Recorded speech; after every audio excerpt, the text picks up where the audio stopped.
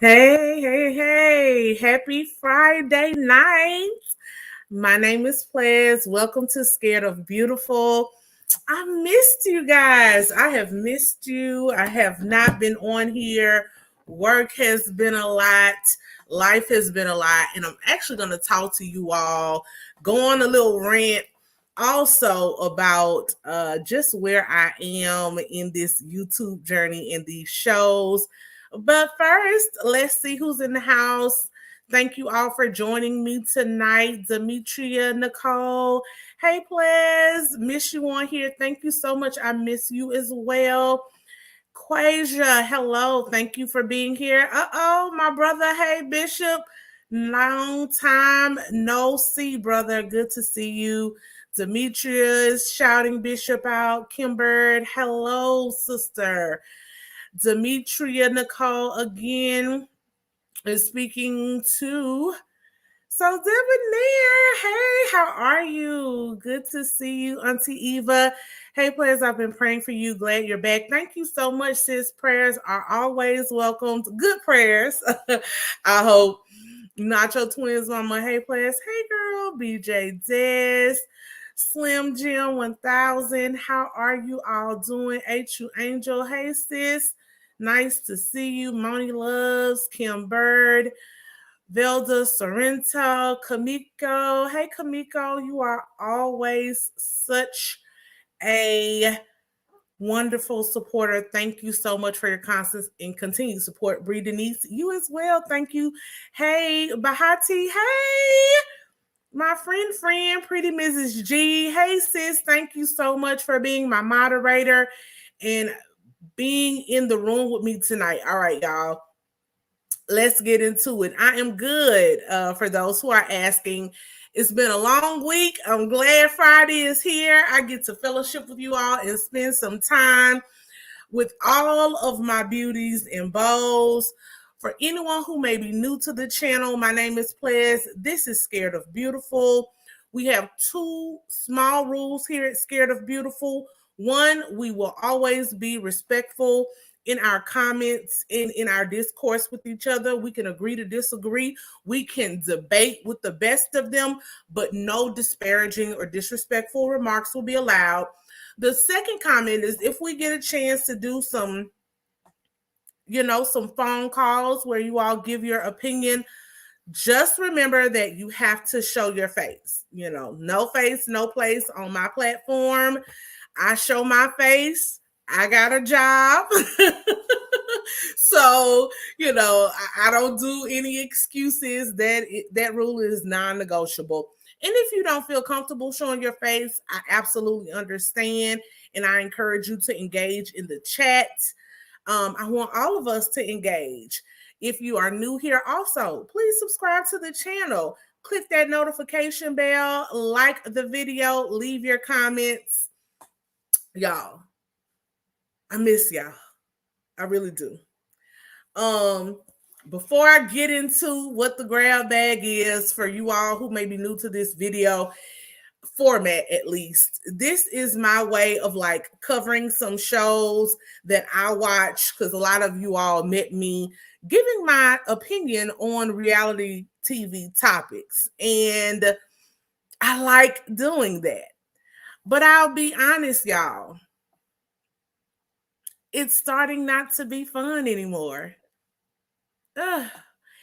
And I don't do things that aren't fun or that feel like a chore. And I'll get into why, right? So with that being said, I'm still going to cover the shows that I'm covering right now, but just letting you all know that some things may be changing.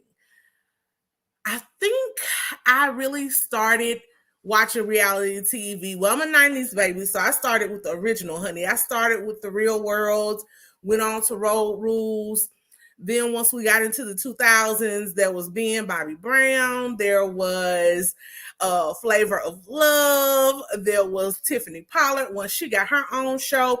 And then around 07, 08, the Housewives came along. Before Housewives of Atlanta, I was actually a big fan of the Real Housewives of Orange County. And back then I was 24. I was super young, in law school, just needing something to entertain me and pass the time, right? Well, fast forward to 2021, I'm 38. And when I watch reality TV, these are just my thoughts and my opinions, and I'm letting y'all know where I am. I'm not better or different than anybody, just where I am in my growth throughout life and my thought processes, right? So certain types of reality TV I outgrew a long time ago. So like Love and Hip Hop, Basketball Wives, I haven't watched those shows since like 2013, 2014. Black Ink Crew. I used to love Black Ink Crew. Had to put that down in like 2017, 2018. It was too much. But the other shows, Housewives, I fell in love with Love and Marriage Huntsville as soon as it came out. I really liked those shows. Let's be honest, there is not a lot of programming geared towards our community. I'm a Black woman. I like to see representatives of me and my culture on television, right? But with that being said, when I watch reality TV, not scripted TV, right? Raising Kanan, Power, Law and Order. Y'all know if you've been around, I'm a Law and Order geek. SVU, the new one, Organized Crime. Those are a little bit different because that it's a sitcom or it's a drama or it's a series. It's not real. These are actors. These are characters. And I know some people will say, oh, Plez, well, reality TV isn't real either. Well, it is sold as being real. And because I've been watching it from the beginning, reality TV used to feel at least authentic and organic. It used to feel like that. And somewhere along the line, with needing ratings and wanting to ratchet things up, it became more, I'm not going to call it scripted because I don't think it's scripted, but it's definitely manipulated and overproduced, in my opinion. I don't like feeling manipulated in real life or in my entertainment. Like, don't play in my face. These shows, particularly two that I'm going to talk about tonight, Real Housewives of Potomac and also Love and Marriage Huntsville, you can see the play. Like, you can see it. I can see the people who are meant to stir the pot, to cause the mess. And honestly, at this point in my life, it's insulting. And it's tiring. It's like we can't get through an episode with people just having fun, right? With people just enjoying each other's company, talking about where their lives are, where their families are, what they're doing. There's a fight every episode, and I'm over it. It's draining. So at this point, a lot of times I watch the show and I have thoughts, but I really don't feel like giving my thoughts because why dig up that negative energy? A few of these characters are triggering in their personalities, i.e. Candace Dillard Bassett, Tiffany Lewis. Melody is getting there. I used to love Melody Hope. This season, she's torn her draws with me. Giselle Bryant. Yeah, they take the fun out of the show for me. And on one of my old videos, somebody left a comment and they were like, oh, Giselle drives the show. We watch the show for drama. Speak for yourself, sis. I don't watch the show for drama. And even if I do, right, I'm not above people. I like a little drama, but that's the key, a little drama. These shows don't have balance, in my opinion, anymore, right? I like a little, oh, girl, she said what? I like that. I'm nosy like that. I want to know who said what to who, if she did that for real. Yeah, I like that. but a lot of it goes way too far, and it's too much of it. And so when I watch shows, particularly on a reality level, I watch them for two reasons, right? I either want to watch something that's aspirational, or I want to watch something that is relatable. Okay? So when I was 24, seeing the Housewives of Orange County and the Housewives of Atlanta and not really being as worldly or knowing, self-aware or knowing enough about the world, it used to be somewhat aspirational, right? These were the movers and shakers. These were the who's who, or, at least that was the picture that they painted. So it's like, oh, wow, when I get in my career, when I get in my social life, when I get in my philanthropic bag, I want to be like some of these women. Let me see how the other side lives, right? But then, once social media kind of came in and the smoke, or social media was already there, but as social media grew and people started leaking stuff to the blogs and to IG, the mask was removed. The filter was removed. So it's like, okay, yeah, now I don't aspire to be like these chicks at all. At all.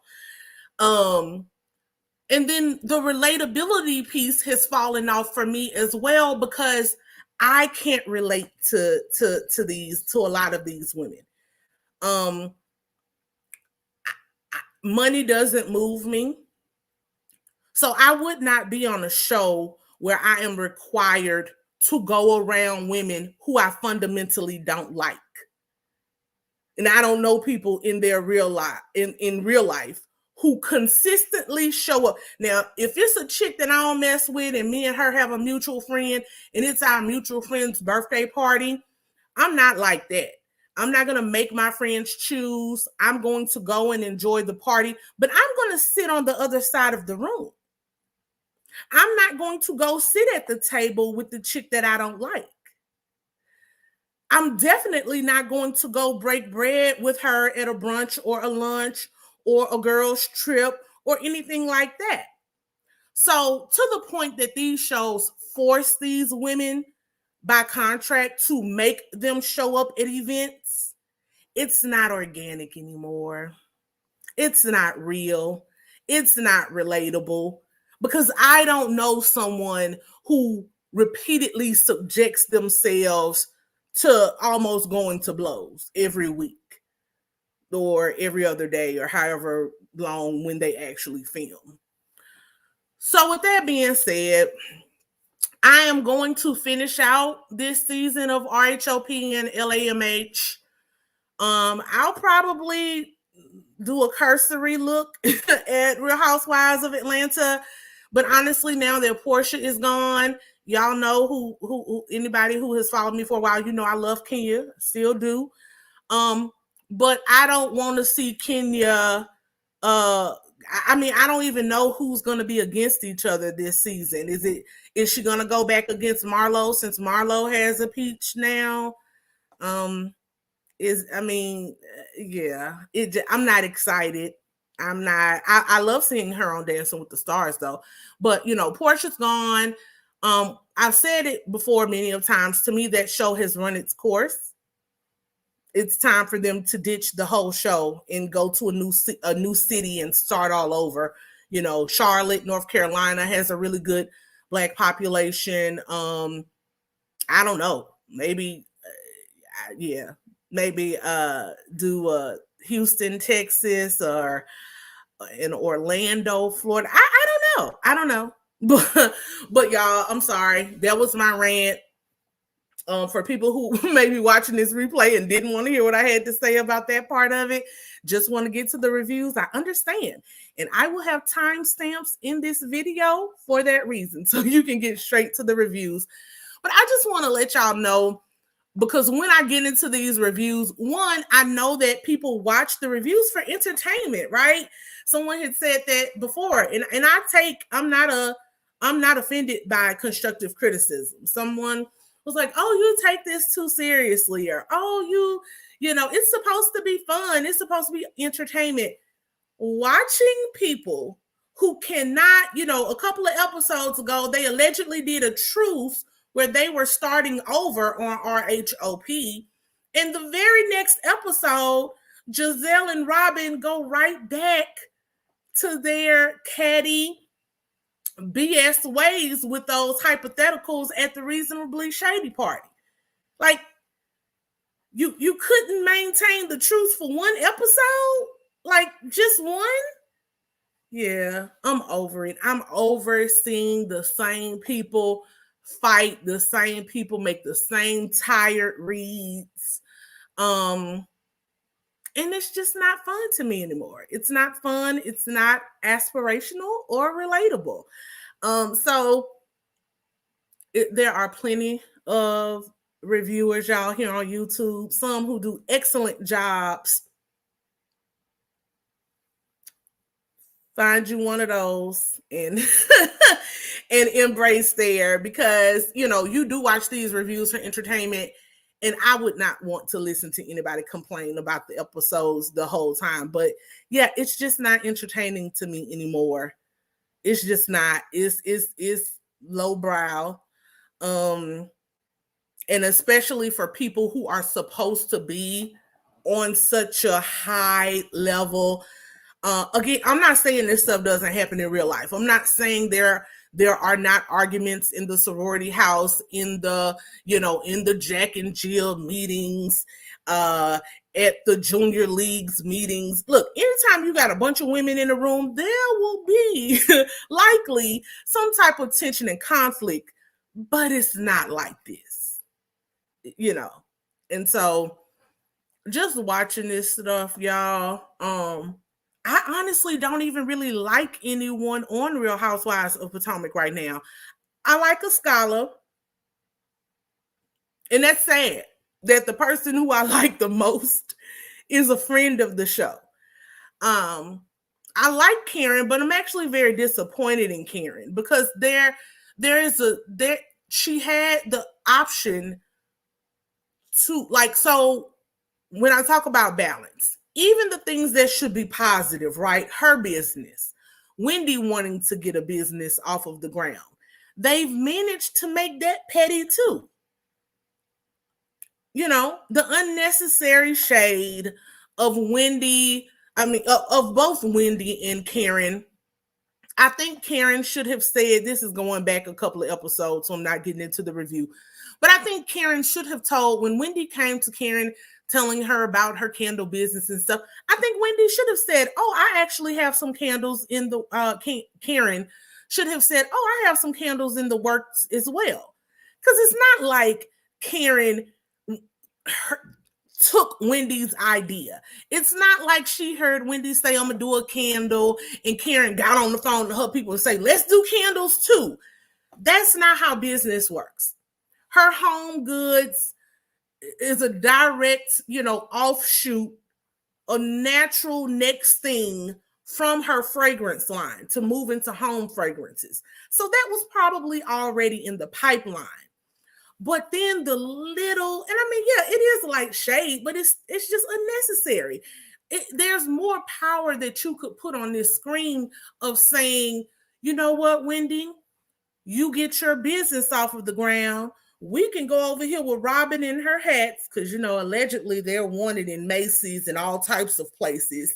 But we will go to the Bloomingdale's of the world, to the Nordstroms of the world, and pitch Housewives end cap, where you can come and purchase all things Housewives. Like, there's so much space for collaboration, innovation, really motivating other women to join forces. Yes, you have your individual businesses. I'm not saying, you know, y'all go into business together, but yes, pitch it as the Housewives collection, the Housewives collective. People will buy that. Instead of sitting there saying, well, mine's is a 3-wick and hers is a 1-wick. There is space for a 1-wick. You put the one wick in your bathroom. You put the one wick in your closet. You put one wick places. I mean, yes, most people prefer 3 weeks. They, it's a higher quality. It has a larger throw. So for your living room, for your other places, yeah. And I expect that from Karen as an elder. I do. As an elder, I expect Karen to be above the BS as much as she can. Now with Giselle, she ain't no elder to Giselle. And Giselle throws it at her every time she can. So I don't care about you being like that with Giselle. But with Wendy, you don't have to do all things for shade. That nothing would have hurt her to say, oh, Wendy, yeah, I'm working on something like that too. Because now Wendy feels like Karen took my idea. This is also why I don't like being in group projects and doing stuff with people, because people think they're the only person who has an idea. You know how many people sell candles? Is Jackie Aina gonna come and say, y'all took my idea next? Come on. People sell candles. It's all about your packaging, your personality. Some people will buy from everybody just to support. Nothing is new under the sun. You do a t-shirt line, somebody else does a t-shirt line. I've seen those satin line caps well before Robin Dixon got in there with her Joann's arts and crafts fabrics and did her some. Or actually, she bought them from AliExpress, but whatever. Wherever she got them from, quit competing with each other when there is enough money out here for everybody. Everything doesn't have to be a competition, doesn't have to be shade, doesn't have to be so messy and petty. And to that extent, y'all, I'm sorry. I see y'all talking over here. I am on my rant and on my soapbox. I think I missed a couple of super stickers. Hey, Carol Chamberlain, thank you so much for the super stickers.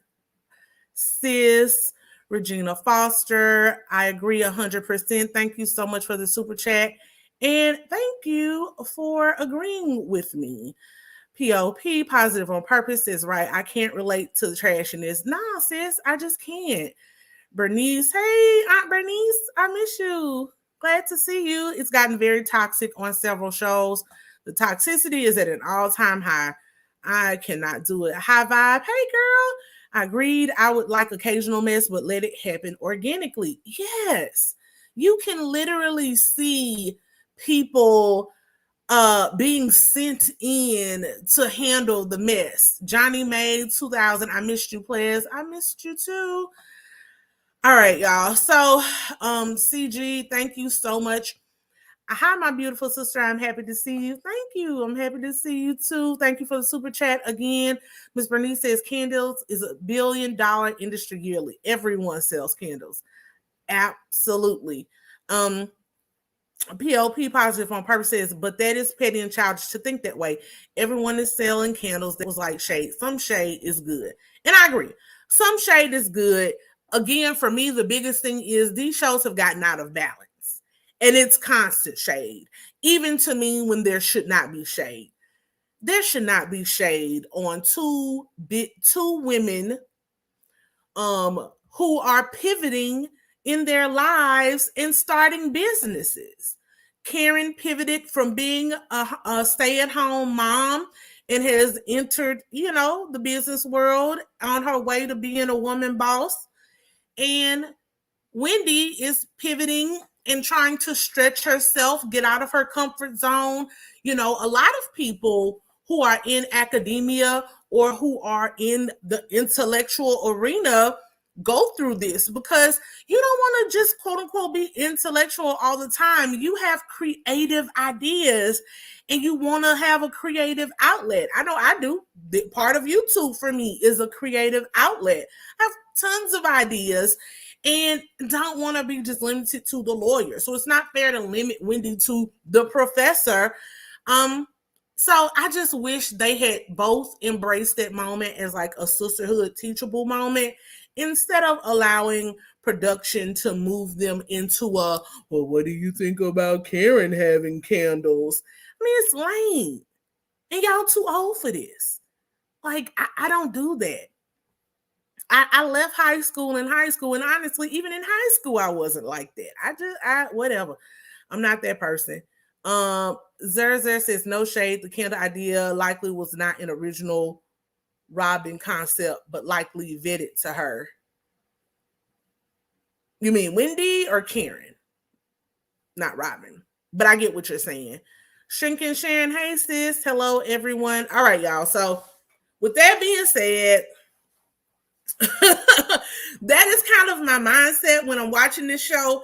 So I'm not gonna lie to y'all. Real Housewives of Potomac this week, I got a lot to say, and it's not the normal Plez that you're probably used to seeing. Candace tried it this week. And again, if you all are new here, I've never been a Candace fan. So I hope y'all don't think that I'm just,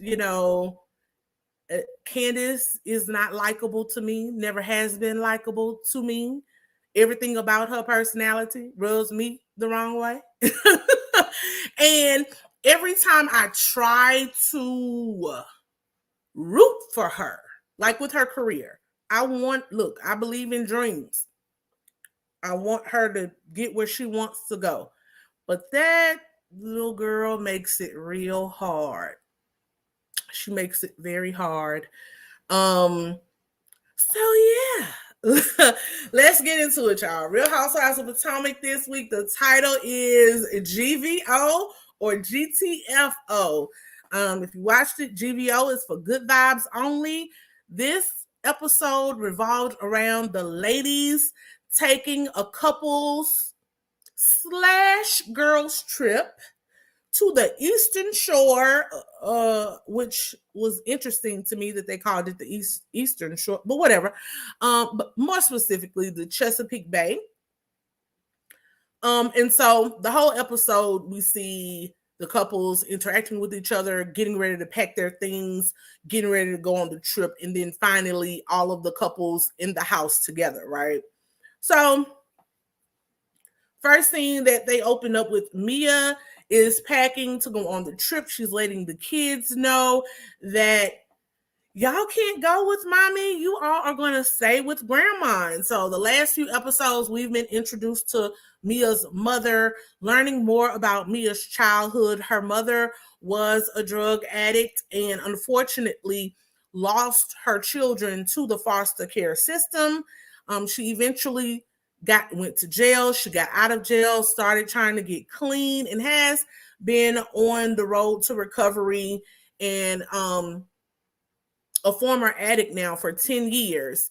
There's some hard feelings there, which are natural. Anytime a parent, whether it's abuse or another reason, drug addiction for neglect and abandonment, that's going to be a hard thing for the child, and especially if the child has not had any individual therapy to really work through those issues. Your formative years lay the foundation, right? And so Mia is in need of some healing with her mother. I personally don't think she should have introduced her mother to this show. However, her mother signed on the dotted line to, sign those releases to be on the show. And on one hand, again, if this was a show, even how it originally started off, it may have been okay, I think, because I do think it's powerful to see the work that goes into trying to heal a child-parent relationship, because there are lots of regular people out there who are watching this show who are going through those same struggles, abandonment issues for whatever reason.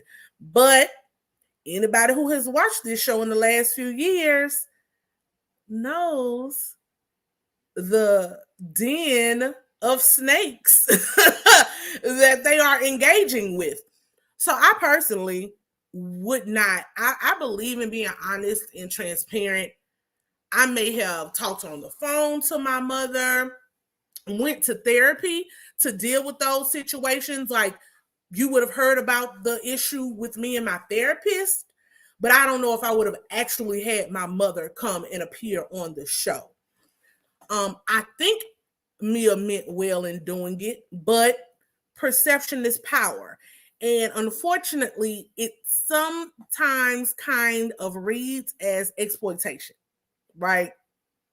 So, that being said, she's working. Her and her mom have been to lunch a couple of times. Her and the kids and G, they've all trying to get to a good place. Mia is still very tender and reactionary. The last episode, she was complaining about her mother having a closer relationship with her sister and keeping her sister's kids all of the time, being a nanny there, versus Mia needing help as well, and thinks that she's being punished because she's done well in life. She doesn't need as much help, right? So this time, she's turning over her kids to her mom.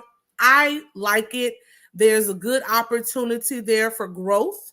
And I like that her and G are being open and letting her mom come in and hopefully give herself a second chance to be a better grandmother than she was a mother because of her addiction, right? So G complains about this trip. He's like, I don't want to go. We haven't been on a trip to, alone without children since New Year's Eve 2020. I like to go with just you so that we can let our hair down, have fun the way we like to have fun. I don't want to go on a trip with a bunch of people that I don't really know, and some of them I don't like. I agree with G, but you are on reality TV, so you gotta suck it up, take one for the team. Zerzer says Plez is known as Maryland's Eastern Shore, and it includes a UMD, Eastern Shore, HBCU, Chesapeake Bay, span 6 states. Just share. Okay. Thank you for letting me know that. I'm from the South, so I didn't. To me, the Eastern Shore is like the Atlantic Ocean. New Jersey, New York, Massachusetts, Rhode Island, like all that stuff. But thank you for letting me know that. Miss Bernice says, I'm sorry for her to tell me if she needs counseling was it for me. Oh, we're going to get there. We will get there, Miss Bernice. All right, y'all. So next, Chris and Candace are talking about the her career and the trip as well. They have a new rule that they will not be discussing business after 5. That is a wonderful rule to have. I hope her next rule is that she will not have her husband or her mother as a manager. It is already hard enough to be in a romantic relationship with someone. I have personally never seen these spouses being your boss or your parent being your boss type of relationships work out. Boundaries are important if you want to keep your marriage in a healthy relationship with your family members. So I personally feel like they need to use some more of Dorothy's money that they've been using to get her a proper manager, but that is me. So next, Chris talks about the videos. They're almost back. Good news, girl.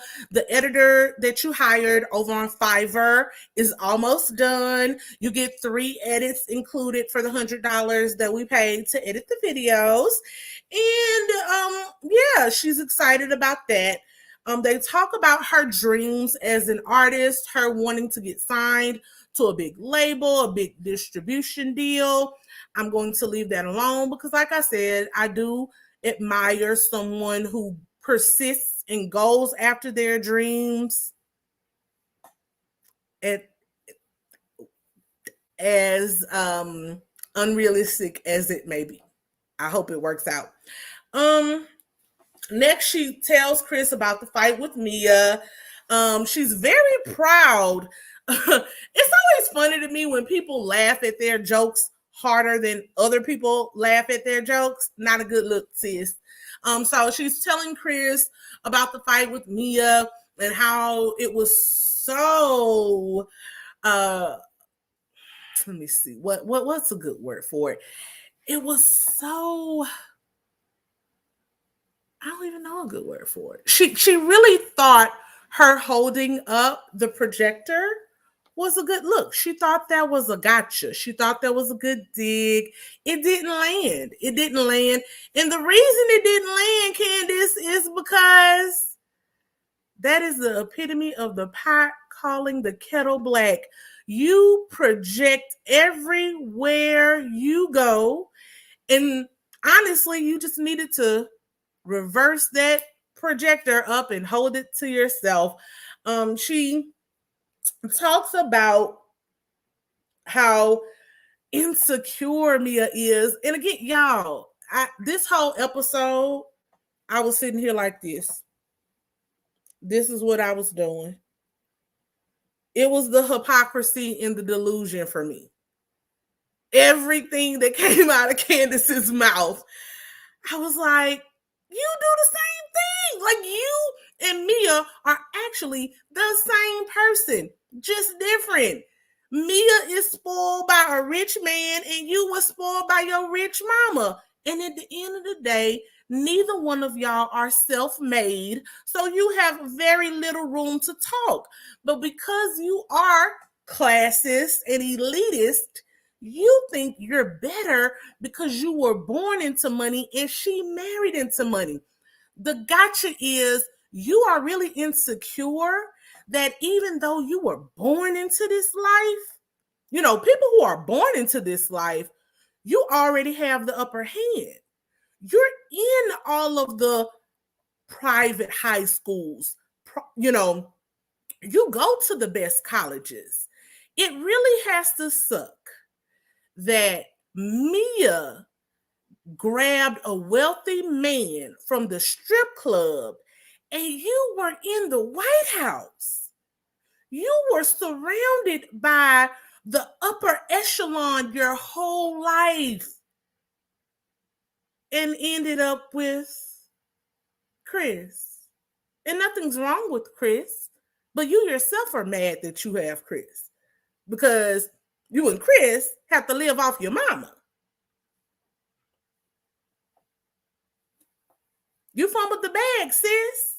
Don't be mad because Mia leveled up and you, although you were given all of the advantages in life, managed to marry down. Who does that? And if you do it, fine, but be cool with it. And you are not.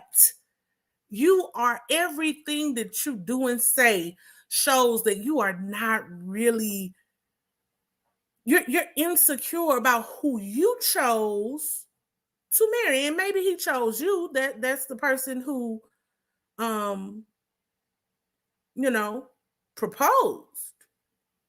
I don't know what your dating was like before him. I suspect you didn't have too many options. And maybe if you actually knew how to talk to people and treat people, you would have better options.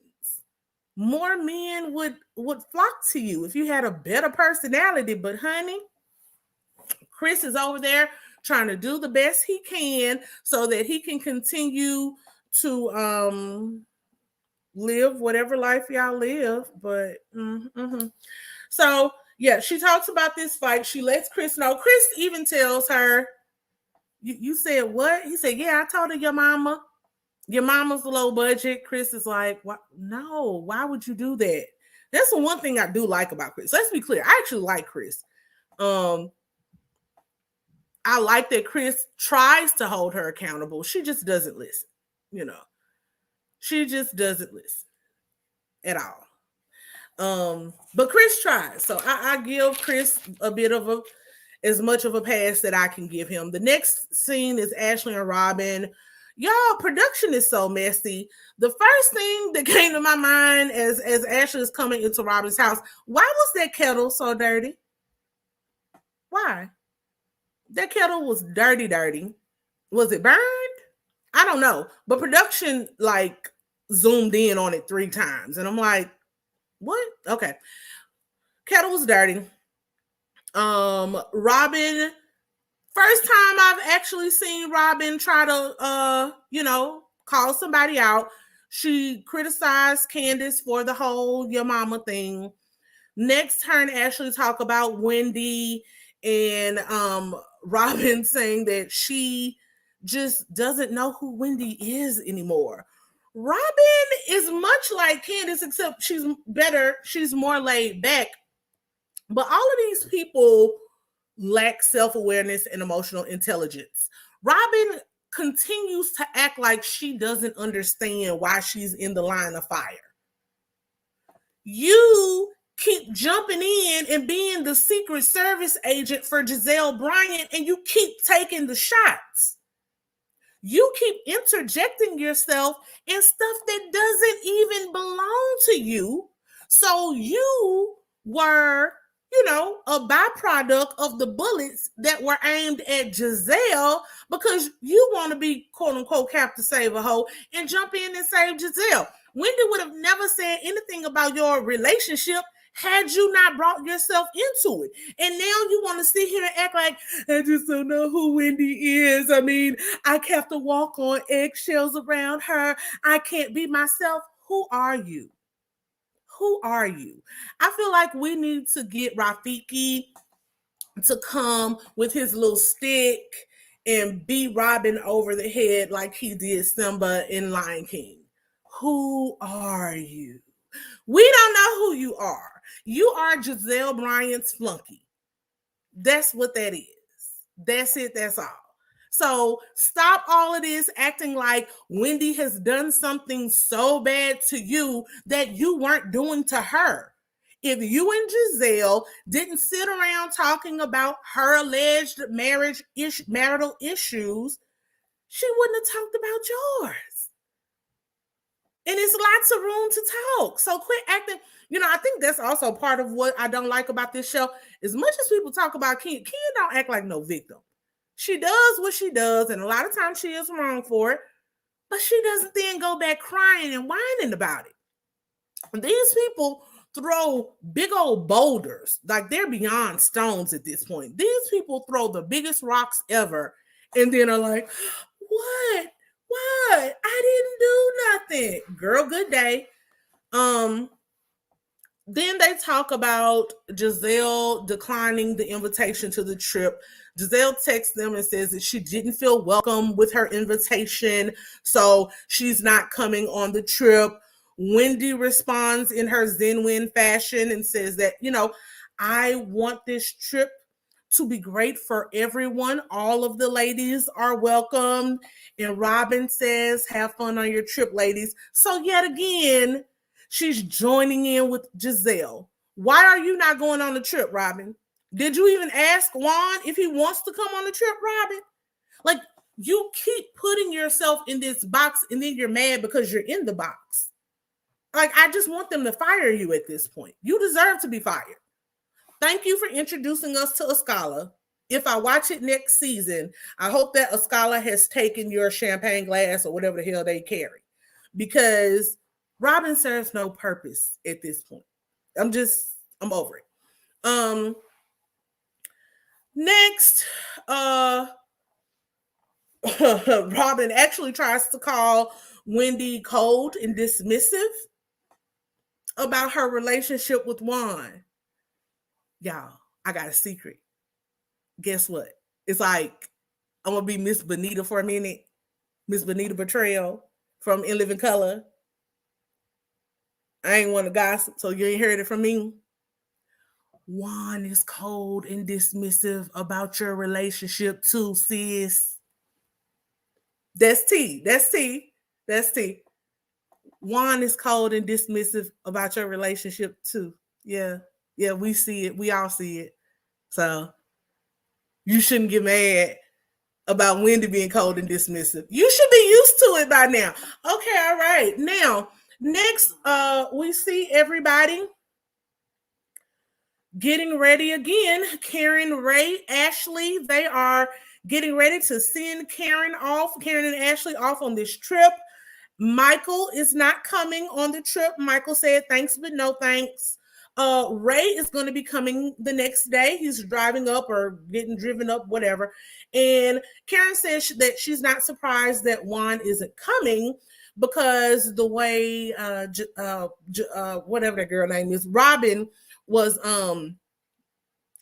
patting her private parts on the last trip, it seems like Robin has to take care of herself regularly. So, this is normal. She'll be alone again. Next, we are finally at the house. We're at the house on the Chesapeake Bay. Wendy and Eddie arrive first, as hosts they should. Mia and G get there. They want to know where the valet is to get their luggage. Now, I will say that from what I know and what I've seen throughout my experience in life with old money and new money, Wendy and G act very new money. It's not a good look. Most normal people don't get to a place where your friends have paid for the trip and don't have the money for valets and all of that stuff and expect someone else to bring in their luggage. Like, I aspire to get to certain levels in life. I never want to get to a level where I think I'm above carrying my own suitcase. Like, come on. Y'all knew y'all wasn't going to no 5-star resort. Pump the brakes. They get into the house. They decide to go to the bar for shot. Everybody. Sorry, I like shots. I don't like vodka shots. That's what they settled on. At first, they were going to do some tequila. Yay! But vodka was on chill, so they did Grey Goose shots. Goose will get you loose. And G got very loose. Don't give G any more vodka. Don't. Like, G was on fire. This is where we get the theme for the weekend. The theme is good vibes only. Next, they're going to take a second shot. Wendy's like, I'm good. It went down kind of rough. I don't want another one. Mia talks about the whole, if you can't hang with the big dogs, stay off the porch, go over there with the puppies. Wendy proudly proclaims to be a puppy. I like that. Know your limitations, sis. However, Wendy took one for the team. She did another shot. They got in there. Next, Mia explains a bit of her childhood. She kind of lets Wendy know what everything is and how, the stuff that went on with her mother's addiction, and why this is the first time she has left her children in her mother's care. That really resonates with Wendy. It explains so much more of Mia and her personality to Wendy. So, it was good to see that Mia allowed herself to be vulnerable in that moment. Wendy now understands why Candace's "yo mama" statement was so triggering. Next we see Karen talking to Ashley. She lets them know that she's inviting everyone to her vow renewal. She is committed to the truce that they entered into. She is committed to trying to move the group forward. Kudos to Karen. Then production shows Ray being shady, saying he doesn't know who Giselle is going to bring to their vow renewal. Probably the hairdresser. Next Giselle and Robin being boring as usual, not coming to the trip, and Robin was clipping her toenails, child. Candace and Chris arrive next. Walks in the door talking about Mia. Like, out the gate, calls the girl the Jolly Green Giant, says that her big feet are gonna put a crack in the house foundation. They get in the room where the bar is. She says, if you aren't going to be about GVO, then you have to GTFO, get the F out. And she busted out laughing. Look, it was cute, but girl, it wasn't that funny. No one else laughed that hard. You should not be the person laughing the hardest at your own jokes. It's lame. Don't do it to yourself, sis. Mia says that Chris needs to manage Candace's messy personality for the weekend. Next, they start talking about this strip club stuff, y'all. So here's the thing. Like last year when we were watching Real Housewives of Atlanta and the whole stripper thing, my thing is you always have to know your audience. Read rooms, know your audience. and know when you're in a pit of snakes or surrounded by vultures. G is a lot, right? He's a lot, but you can tell that that's how they're used to partying. You got to reserve that for when you're on your trips with your couple friends that like to party like that. This group of friends is very image conscious. Even if they like to party like that, they're not going to party like that on national TV. And I honestly don't blame them. I believe in discretion. Everyone should not know what you and your husband do in your spare time or behind closed doors. However, we also know that Mia and G come from a different kind of side of life. So they're just being their open, honest selves. And of course, G was also super drunk. But again, just me, I don't like being around adults who can't handle their own liquor. Like, you got to know your limits. It's embarrassing, right? It's embarrassing. It's a lot. I like him personally. Some of it was super cringe, but I don't think he's a bad person. He just is who he is.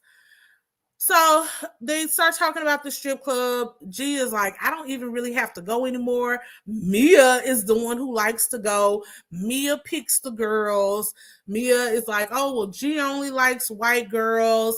And then G makes these humping, thrusting, pelvic thrusting motions, the long arm motion. And I'm just like, yeah. See, again, wrong road, wrong group of people.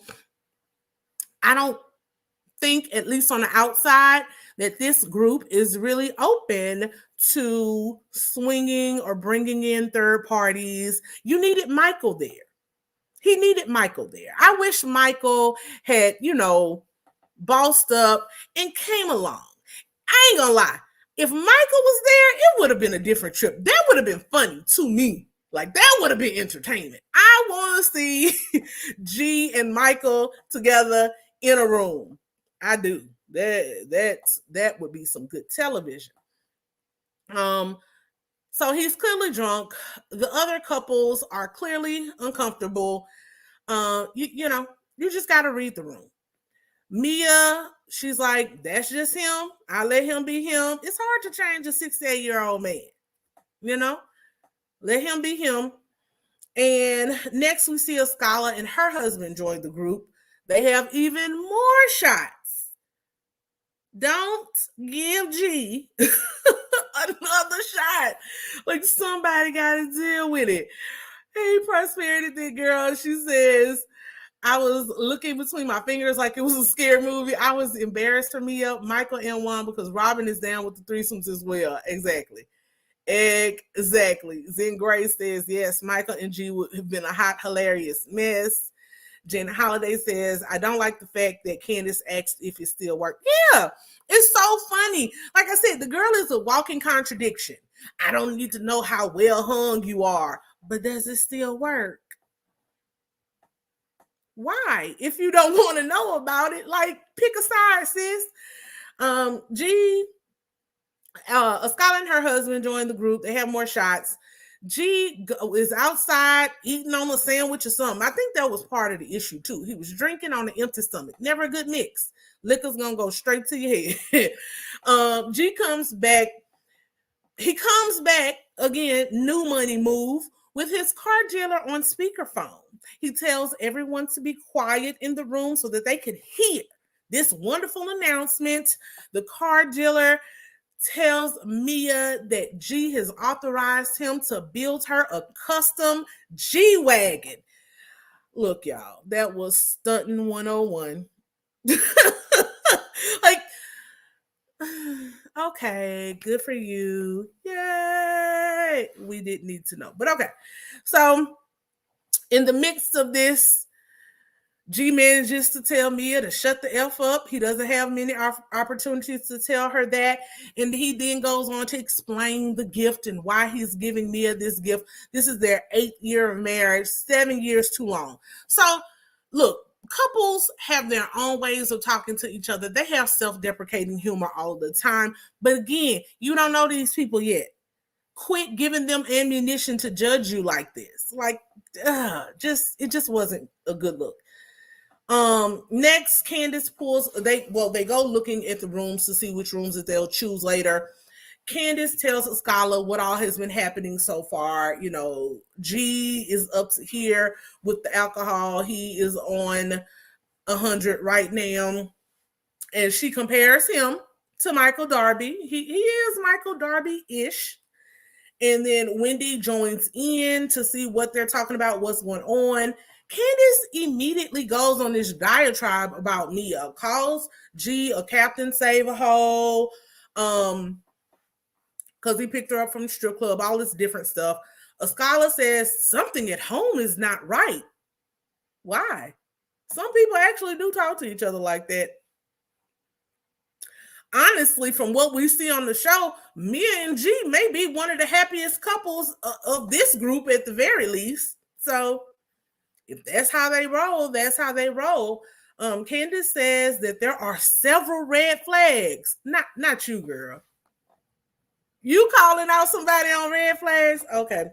They met in the strip club. There's this big age gap, how they verbally abuse each other, etc. Mia comes in and they're like, did G tell you to shut the F up? And Mia's like, probably. They ask her, does she and G normally talk to each other like that? Mia says, sometimes it's not an issue for me. Next topic. Candace, again, like the girl, she just needs to stop talking sometimes. So she admits that her and Chris also talk to each other in that manner, but that they do it behind closed doors. Candace, you forget that we have 3 years, 4 years now of tape of you. You have talked to this man like that on television as well. You tried to run over him. You have cussed him out. So you are not the authority on verbal abuse in relationships. Because you talk to Chris like a dog as well. I guess the difference is because Chris tries his best not to cuss you out in return, but verbal abuse is wrong no matter who it's coming from, if that's what you're going to term it. So you can't act like, see, again, you're imagining that you're above her or better than her, and you're not. Wendy says that she wants this trip to serve as a new start, some healing for all of the ladies. They start talking about Mia's childhood that she shared with Candace. That she shared with Wendy, and how that relates to Candace's whole "your mama" comment. Well, Candace says she said it because of Mia's comments to Dorothy. So here's the thing. We're going to start getting into it. Mia's comments to Dorothy versus Candace's comments at Mia's mother are two different things. Two completely different things. Mia was talking directly to Dorothy, and she was not being disrespectful or talking about Dorothy. She was talking about Chris. So if you want to go at Mia's neck, talk about her husband. It's lots of material. You such a wordsmith. You know how to get people together. You in the library telling people what to do, reading them the filth. Go at her husband. Why are you going at her mother?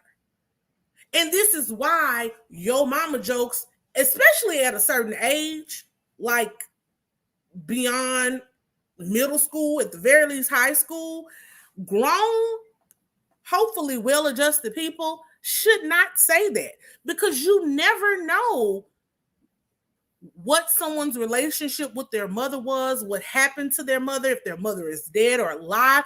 It's just something you shouldn't do. As I always say, a bottom to your petty. I can read you and what you got going on. I will never say your mama. For what? It's a beyond, I ain't gonna call it a read, because it's not a read. It's just silly and childish.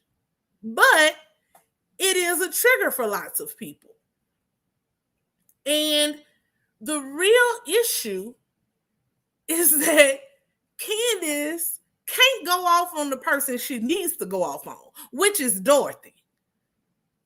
Your issue starts and ends with Dorothy. Can you imagine your mother gossiping and talking about you and your husband with your, I'm going to call them enemies, but at best they are frenemies. And I know Wendy came back because I think Wendy only heard Mia asking the initial question. But Dorothy was cozying up and talking to everybody who would listen. The only person who walked away or tried to shun it was Karen. Giselle was there for it, egging it on, asking more questions. Robin was as well. Where is the smoke for Giselle and Robin? See, Candace tells on herself all of the time. And then she wants to come back and try to holler colorism. Ma'am, this has nothing to do with colorism. You got a foul mouth, you got a big mouth. And then when someone really gets at you, you don't know how to act. When someone plays the same game that you're playing, you don't know how to act. You want to turn it into this victimhood. But the main people who are laughing at you, who are talking about you behind your back, you don't have any words for them. You seem to adore Giselle and Robin. They talk about you like trash. They play in your face all of the time. I guess y'all watch I haven't watched the Twitter, the Instagram back and forth. So I don't know who said what to what. I did see a picture earlier where Nicki Minaj was at their reunion, so I guess they're filming the reunion. But I want to know if that's I hope they asked that at the reunion. Let's ask the hard questions. Let's look at this tape and see who else engaged in this behavior and see what you have to say to them. Better yet, what do you have to say to Dorothy?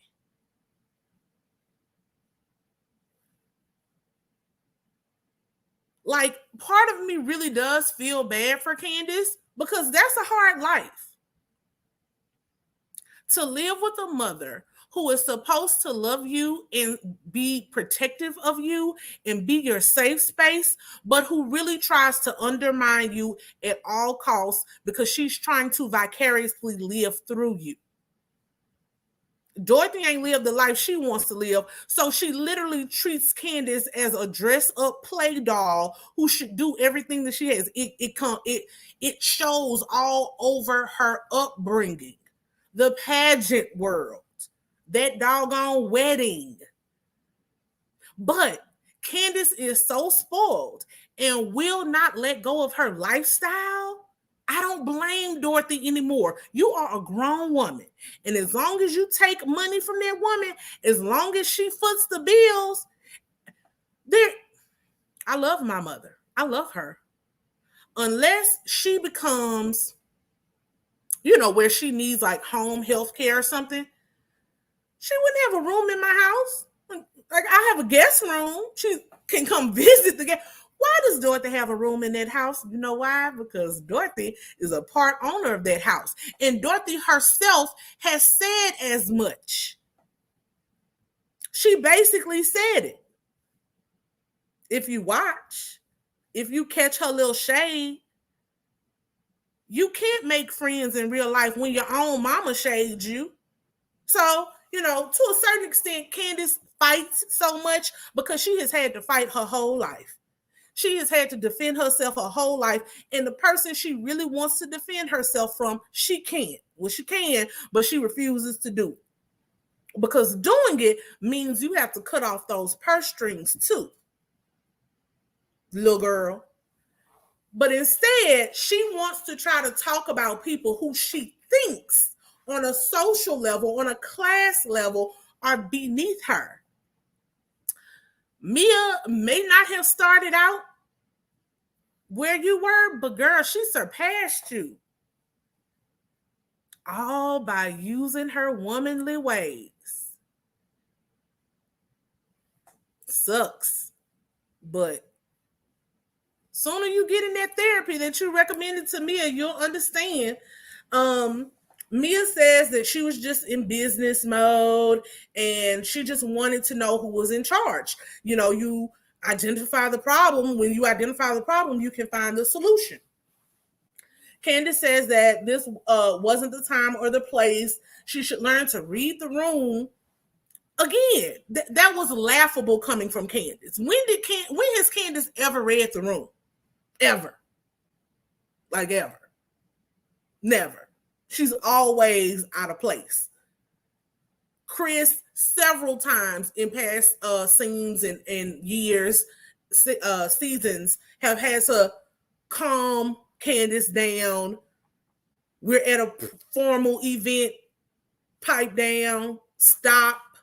She never knows how to read the room. She never knows how to self-regulate like a well-adjusted adult, because she's still a child, and control her behavior and control her mouth. She will pop off anywhere she feels the slightest offense, and it's not cute. Mia then says that she was getting to know Dorothy because she aspires to be like her. No, Mia,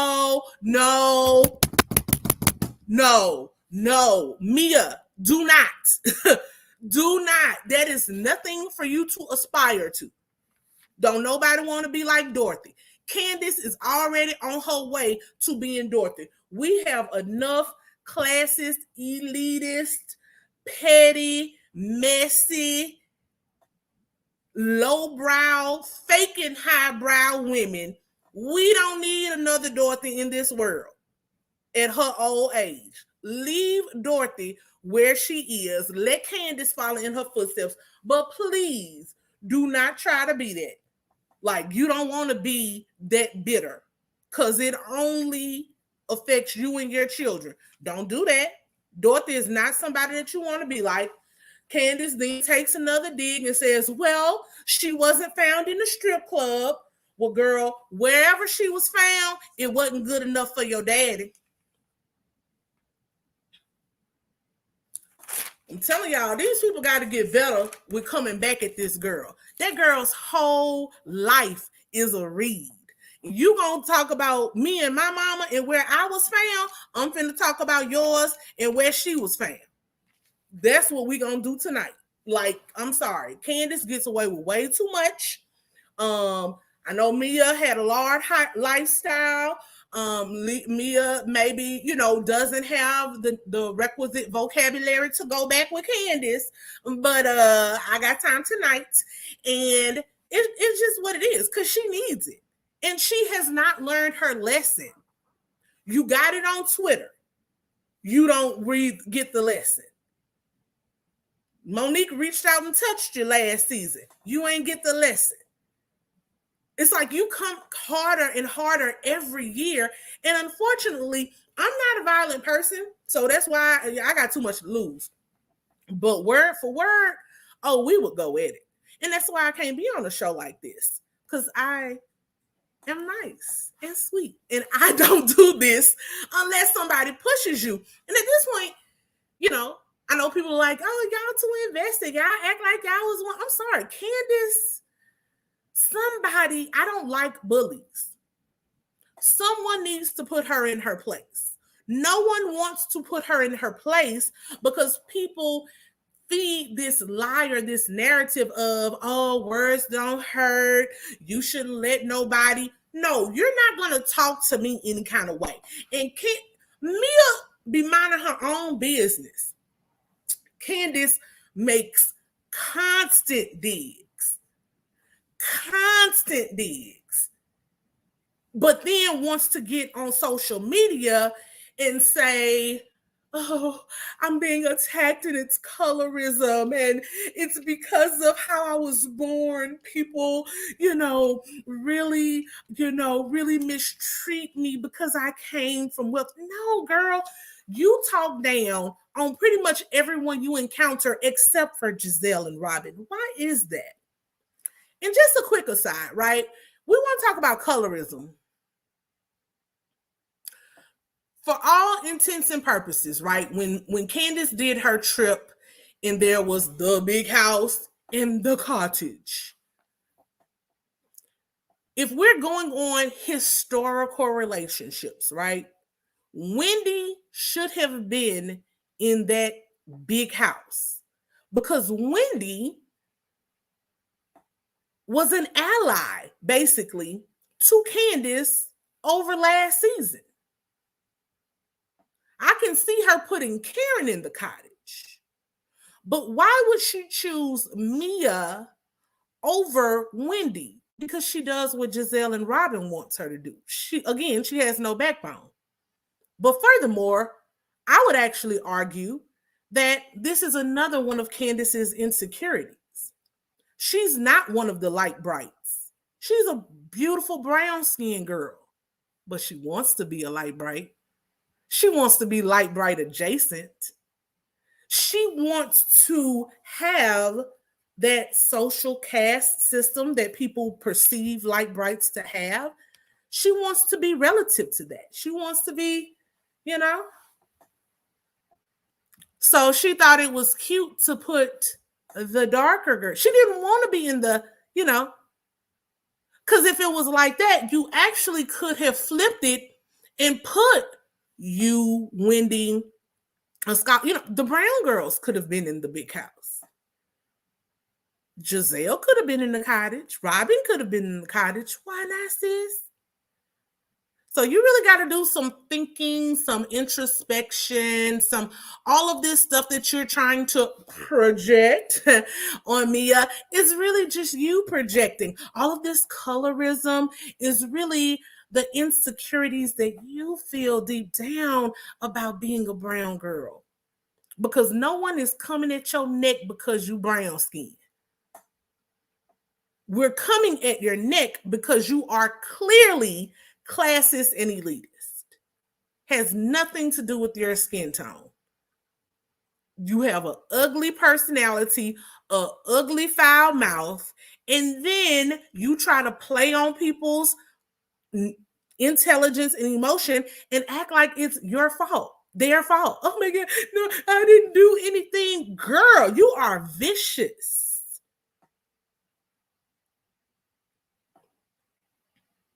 And always trying to get in with the mean girls, the popular girls, the Giselle and Robin. And the killer part is, with all of the sucking up that you do, they still don't like you. You still aren't good enough. Whew, hard life, hard life. All right. So next, we see the guys. They are talking about the wives and their issues. Of course, men are going to be men. They're cool. They're like, we'll let the women have it. We men are good. Candace says, they flip back to the ladies talking. Candace says her next issue is the low budget comment that Mia had about her video shoot. Mia says, well, it was business. Take it as constructive criticism. A scholar then jumps in and says, we're supposed to be friends. Everything isn't a business transaction. This isn't a business meeting. Everything isn't about business. Well, I agree with you, a scholar. The key words are supposed to be friends. None of these ladies are actually friends, which goes back to my original thesis of why I will not be watching these shows much longer. None of them are really friends. They are at best co-workers who are sometimes friendly to certain people, but none of them are friends. They get together to get a check. So yes, Mia was wrong at taking a shot at the video. But again, as we've already discussed, Mia cares about it's just like when she got to the house asking where the valet is. It's an unnecessary dig, but I will say, to Mia's point, if I was invited to give of my time, and time is money, whether we like it or not, if I'm invited somewhere to give up of my time and I'm just standing around and there's no one greeting and saying, hey, ladies, thank you for showing up at the video shoot. Candace is running a little late. We're waiting on the cars. Like, there was no direction given. They were just standing around, twiddling their fingers, talking amongst themselves as extras. And the reality is, it was low budget. So instead of Mia, Candace coming back with her line, yo mama is low budget, I would have just countered back with exactly how low budget it was. Like, girl, they didn't even have enough hair for your ponytail. That ponytail was skinny and struggle city. You have to use my car because your cars didn't show up. Did they use Candace's car? I can't remember. Probably not. Yeah, it was low budget. It was. It's just what it is. She literally looked like the wardrobe department went and gathered up the scraps from Missy Elliott's I Can't Stand the Rain costume and put Candace's prepubescent boy body in it.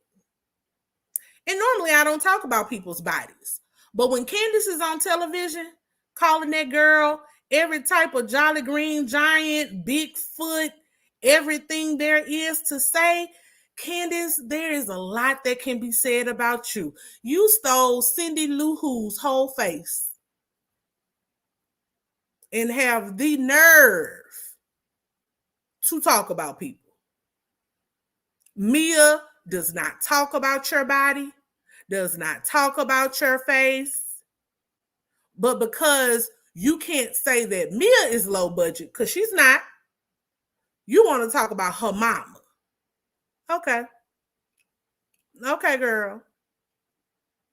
I'm telling y'all. Candace don't like, she just hasn't played with the right one. That's it. She played with a good one last year with Monique. And honestly, dealing with it's like, you just got to know what to say and what not to say to people. She is verbally aggressive and physically aggressive lots of time, and then mad when she actually gets the smoke that she's asking for. Like, I'm not, me and one of my friends was talking about this the other night. And she, like, we went to law school together. She's a lawyer too, but she's not like me. Like, I'm not gonna fight you. I got too much to lose. 911. That's where we're going. But she ain't like that. Like, she'll snatch a wig or two. And so she was like, Candace is somebody you need to put hands on. I was like, see, here's the thing. I wouldn't put hands on her because, as we see, Candace likes to sue people.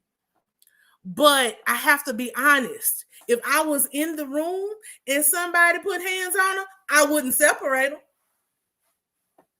I'm sorry if that disappoints some of you all, but I have to be honest here. I would not separate them. One, they don't pay me enough.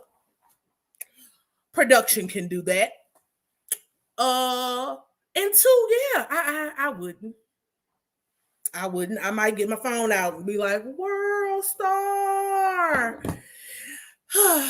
Okay, sorry. So, Candace, again,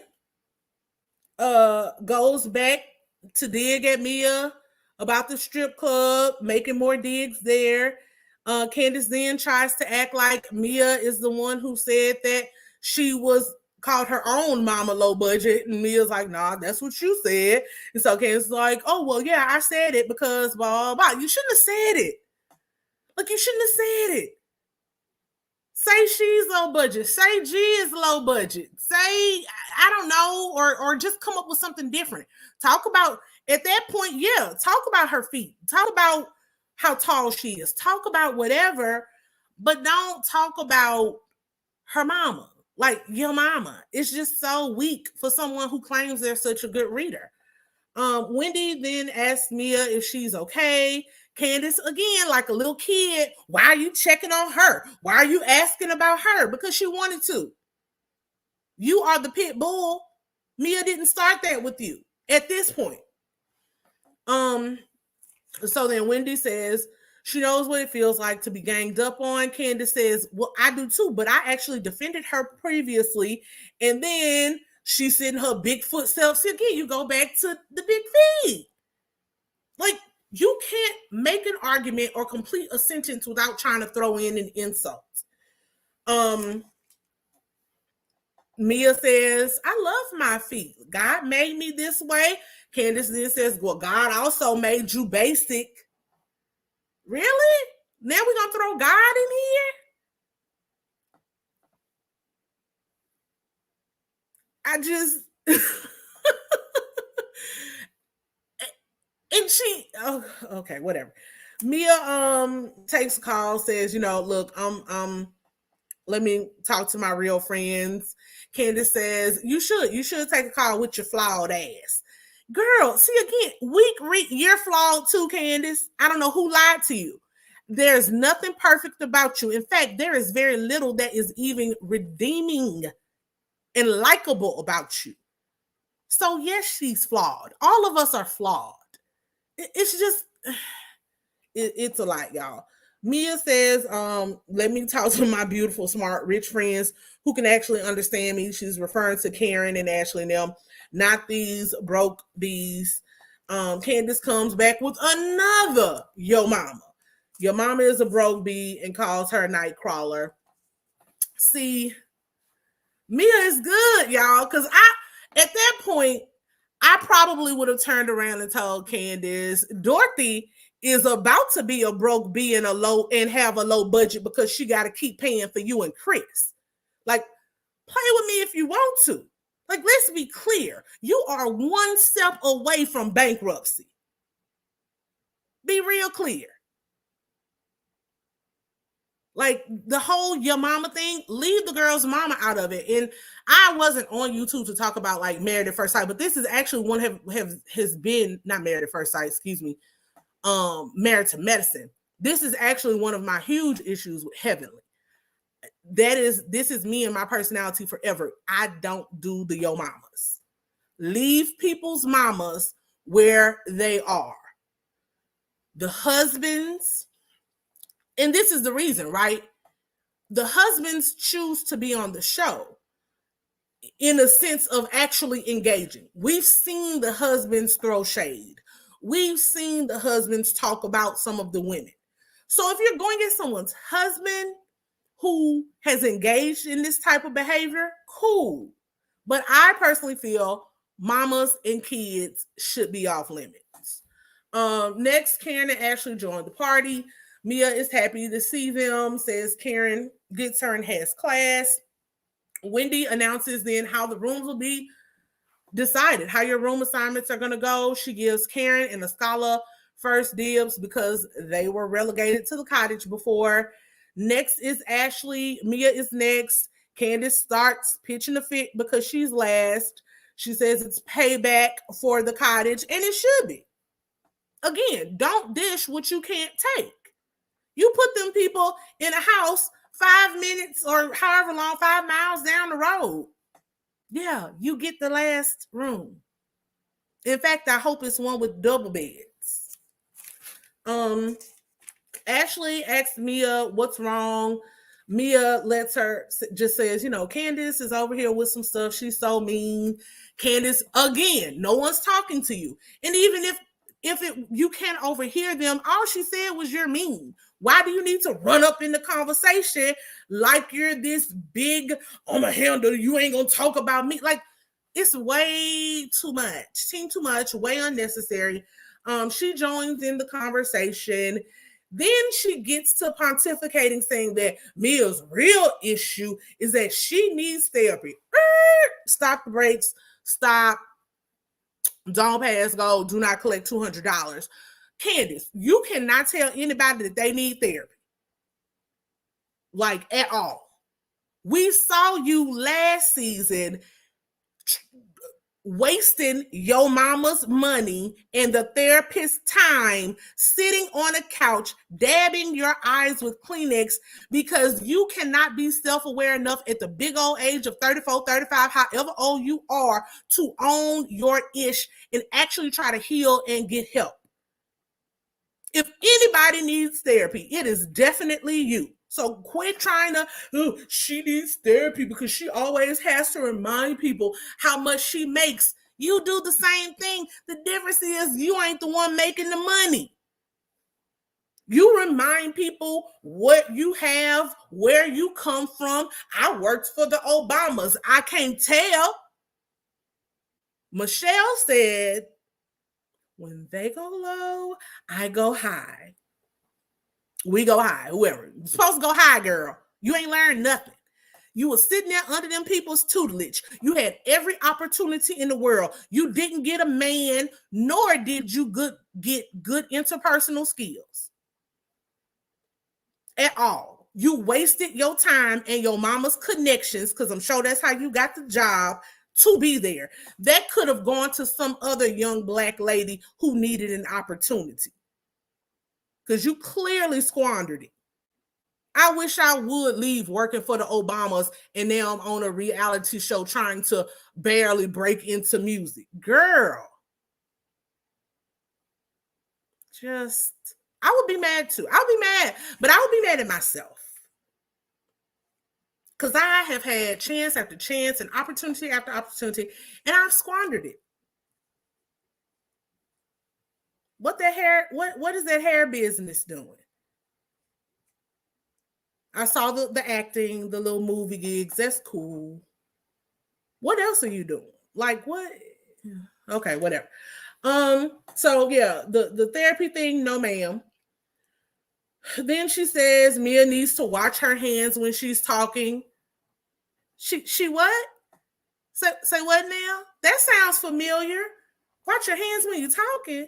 Didn't that happen to you last season? Weren't you always in somebody's face talking like this? Not just last season, at the little horse thing or whatever they were doing at Katie's house, at your mama's house with Ashley and the butter knife. Like, you always have your hands up in somebody's face when you're talking. But now you won't tell Mia to wash her hands. Okay, girl. Then she says, Mia, you just got here and you barely made it.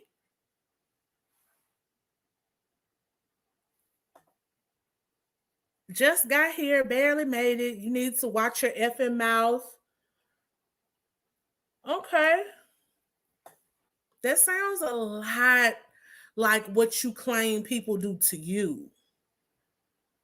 Sounds very sorority-ish. Sounds very mean girl-ish.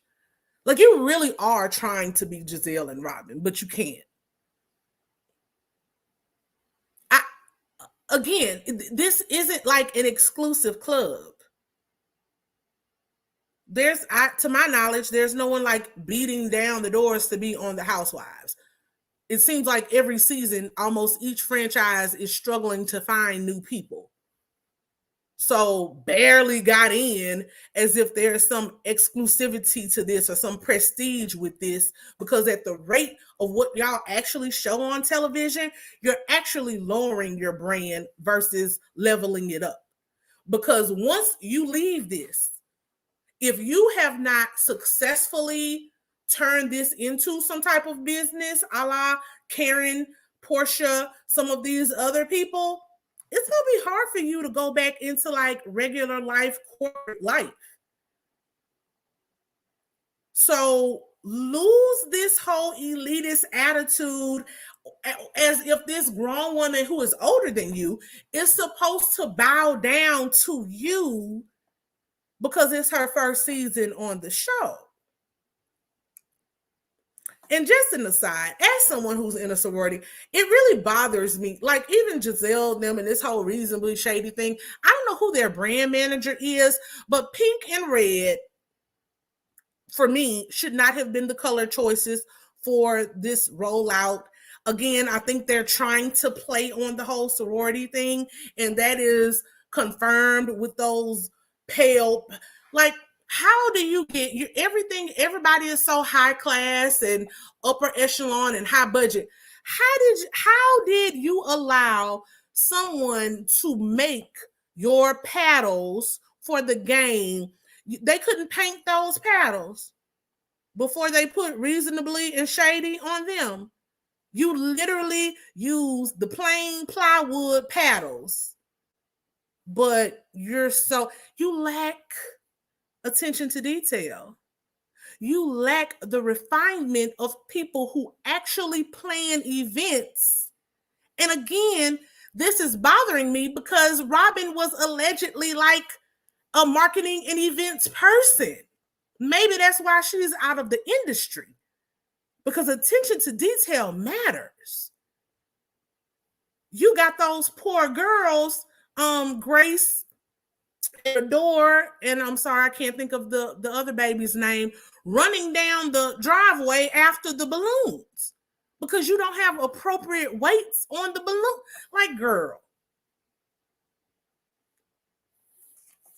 Anyway, there was a whole rant, but those are my thoughts. Like those paddles really bothered me. And I'm like, quit trying to interject sorority life into this crap. Because sorority, like, don't. And Candace should be the last person to say that somebody barely made it in. That's neither here nor there. She calls Mia disrespectful. Again, the jokes just write themselves. Then she asks Mia where her pimp is. She tells G that he needs to come get Mia and tell her to shut the F up again. Now, again, didn't Candace get mad when somebody tried to get Chris for her? So why are you going to get G to handle Mia? You can't handle Mia yourself? You need her husband to jump in? Lastly, she asked Mia if she wants something to eat, and she throws the lettuce. And tells her, again, another hilarious joke. Candace should do stand up. She tells Mia to go cry in her room. Candace, you of all people cannot tell somebody to go cry. Don't do it. Don't do it. Just don't do it. Like, you literally cry. And self moment. When I'm mad, when I'm upset, I can cry too. But Candace cries at the drop of a dime every other scene and has the nerve to tell somebody else to go cry in their room. She calls her mama low budget again. And then Mia throws the handful of lettuce back. So I know I've seen, some rumblings of a lot of Candace supporters. I just want to know what are y'all's, do we have any here? Do we have any Candace supporters here? Can y'all explain to me if something popped off, why Candace would not be at fault here? Why Candace gets to throw things at people, yell at people, get in their face, throw her hands around. She consistently initiates physical activity, but then it's a problem. Now, lettuce is lettuce, right? Lettuce isn't going to hurt you. Why is your 12-year-old socially stunted ass throwing food at people? Now, if Mia had reached across that counter and drug her by the wig again, people would say that Mia is wrong. This is what, the 5th incident? that Candace has been involved in on this show that had the potential to lead to violence. She almost ran over her own husband's toe. Her mama bopped her upside the head with the purse. The incident in the townhouse with the butter knife. I don't care if it's a butter knife. She was still waving and flashing a butter knife at people. Flicking Monique's hair last season, before we say who flicked who first, both of them were flicking. But in this instance, hold on, let me not forget Robin's engagement party. How she was getting in Michael Darby's face, a grown man. Let the men handle the men. Why is your 4'11", however short you are, Cindy Lou Who face self running up in a man's face? Why? And now, because someone is walking away and choosing to disengage, you told her to go get her pimp. She was going to get her pimp. You mad because that didn't hurt her? She embraced it. I'll go get my pimp. Pimp, where you at? You gonna throw something at this girl? Then when she throws it back, now it's a whole nother scene. And people like, when men started with it, no. Calling somebody's video shoot low budget, it's like their levels, right? This is low budget, this is low budget. Candace never stops. At every rate, Wendy, the other girls, Mia, they're all trying to let it go, let it go. She'll take another jab, let it go. Take another jab, let it go. Makes fun of the jab. God made me this way. God made you basic, let it go. But you throw something at this girl. For me, and you can tell how like desperate Bravo has gotten, because why is Candace even still on this show? Most people doing the stuff Candace does would not be on this show. It's because they're desperate for ratings and drama. Most people who had the tweet history Candace has related to watchers of the show, even her old tweets talking about her homophobic tweets and things like that, they would have been canned. But they keep her on here for this mess. And it's gotten to a point where I don't want to watch the show. Between her and Giselle, it's unbearable. Every episode, it is something. I like to see people go on girls' trips and couples trips and have fun. I like to see Black women living in luxury and enjoying their wealth, whether it's new money, whether it's old money, whether it's fake it till you make it wealth, whatever. Honestly, the only rational and logical level-headed person on the show right now appears to be a scholar. Wendy at times, Karen at times, but everybody else, I'm just over it. Like, I'm really just over it, y'all. So let me see some of what y'all saying. Sorry, that was way too long. But yeah. It really got on my nerves. So Zerzar says, wondering if Bravo thinks that this is what viewers want to see or is being shady and stereotyping. Yeah, I don't know, sis. Like I said, one of my old videos, somebody was like, oh, we like the drama. I don't. I mean, some people do. There are lots of people who still do. And like I was saying before, how I feel, that's not a shade or a slight to anyone. I'm just telling you where I am in my maturation and in my growth. I think I have outgrown this format of types of shows. It's not fun anymore. I don't like to watch people fighting every episode. It's draining. I don't like fake friendships because I don't have those in my real life.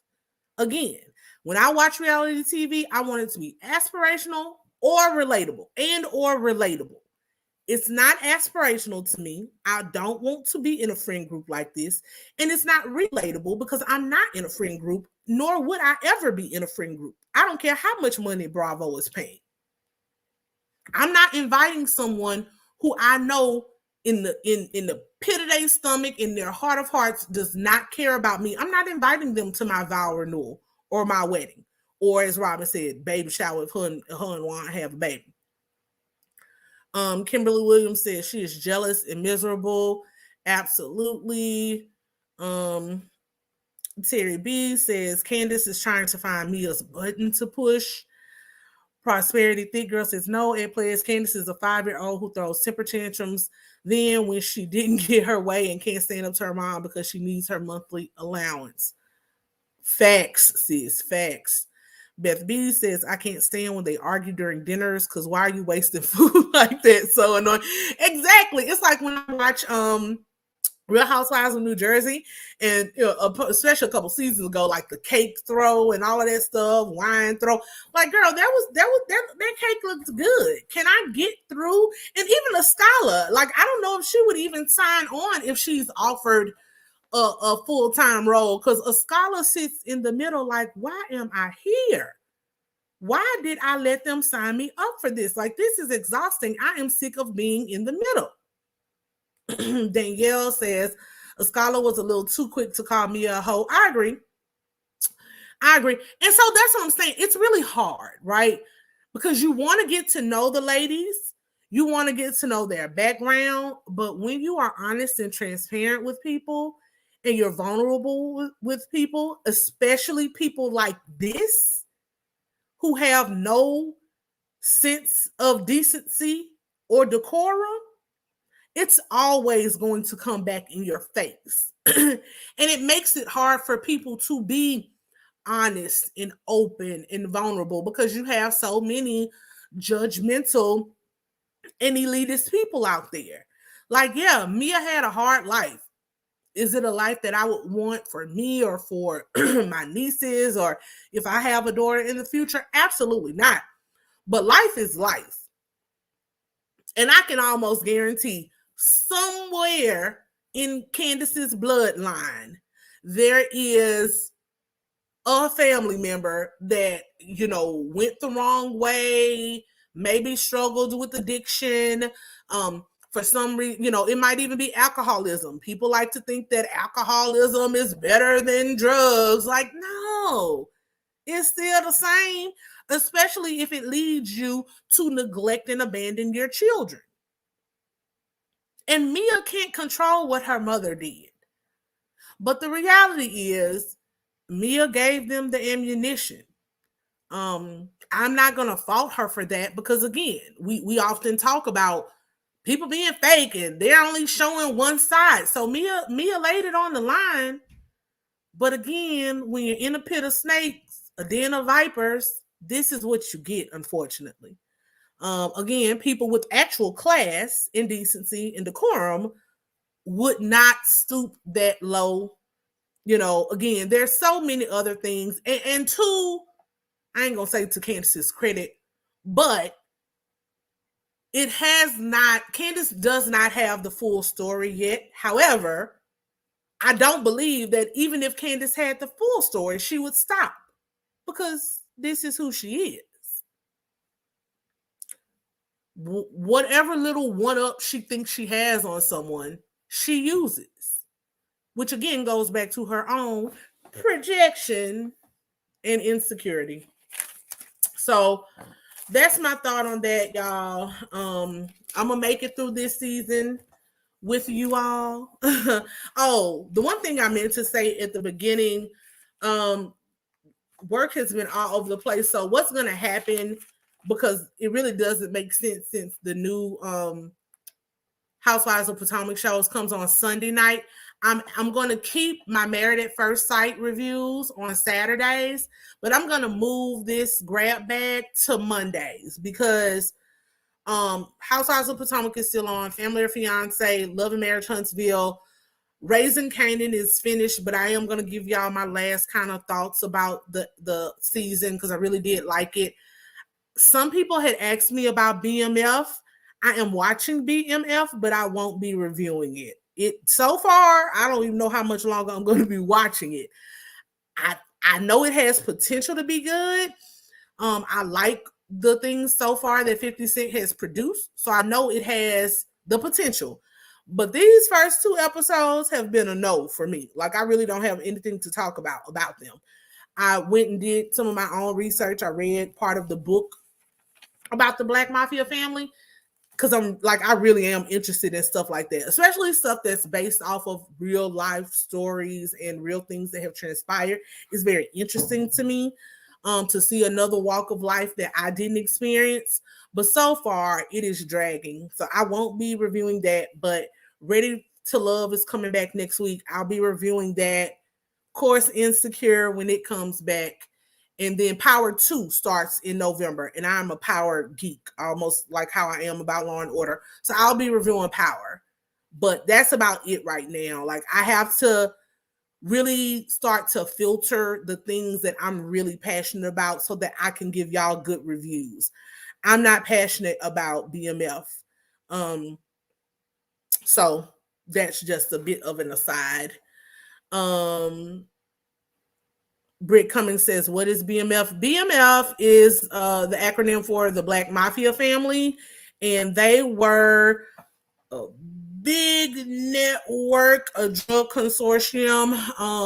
2 Black brothers started in Detroit in the late 80s, and by the mid 2000s, like 2005, 2006, all this stuff, they had grown to have this huge network throughout like 14 or 15 different states. They got into the music game in like the early, like right at 1999, 2000 year, so that they could clean the money. And they, so they got a record studio and had a couple of artists, and they also backed a few artists, namely like Jeezy, Rick Ross. So Rick Ross actually had a song called BMF, but he titled it like Blowing Money Fast. And in it, he says like, I think I'm Big Meech, Larry Hoover. So Big Meech, Demetrius, is one of the brothers who started the whole thing. And eventually, through different drug, undercover agents, wiretaps, whole bunch of different things, they got caught, put in jail, all of those things. So you hear about them a lot sometimes in rap music, different songs. I think Fabulous mentioned them sometimes, Jeezy, stuff like that. They have a lot of other stuff. Just Google, use your Wikipedias and whatever else. They actually have a really good book too.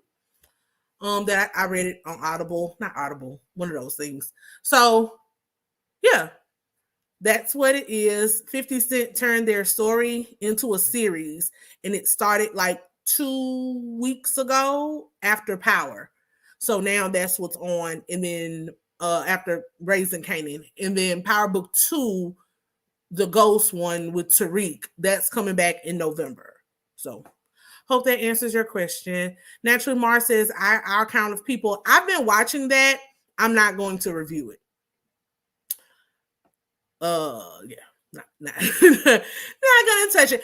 I'm actually not like a Lee Daniels kind of fan. I know that probably isn't a popular thing to say. I mean, I'm happy for him. More power to him. I hope it all works out. But he is almost synonymous with Tyler Perry for me. I love Tyler too. Tyler Perry Studios. It is what it is. They're writing. I don't know if they are writing it or just producing this stuff. It's not the types of like I don't.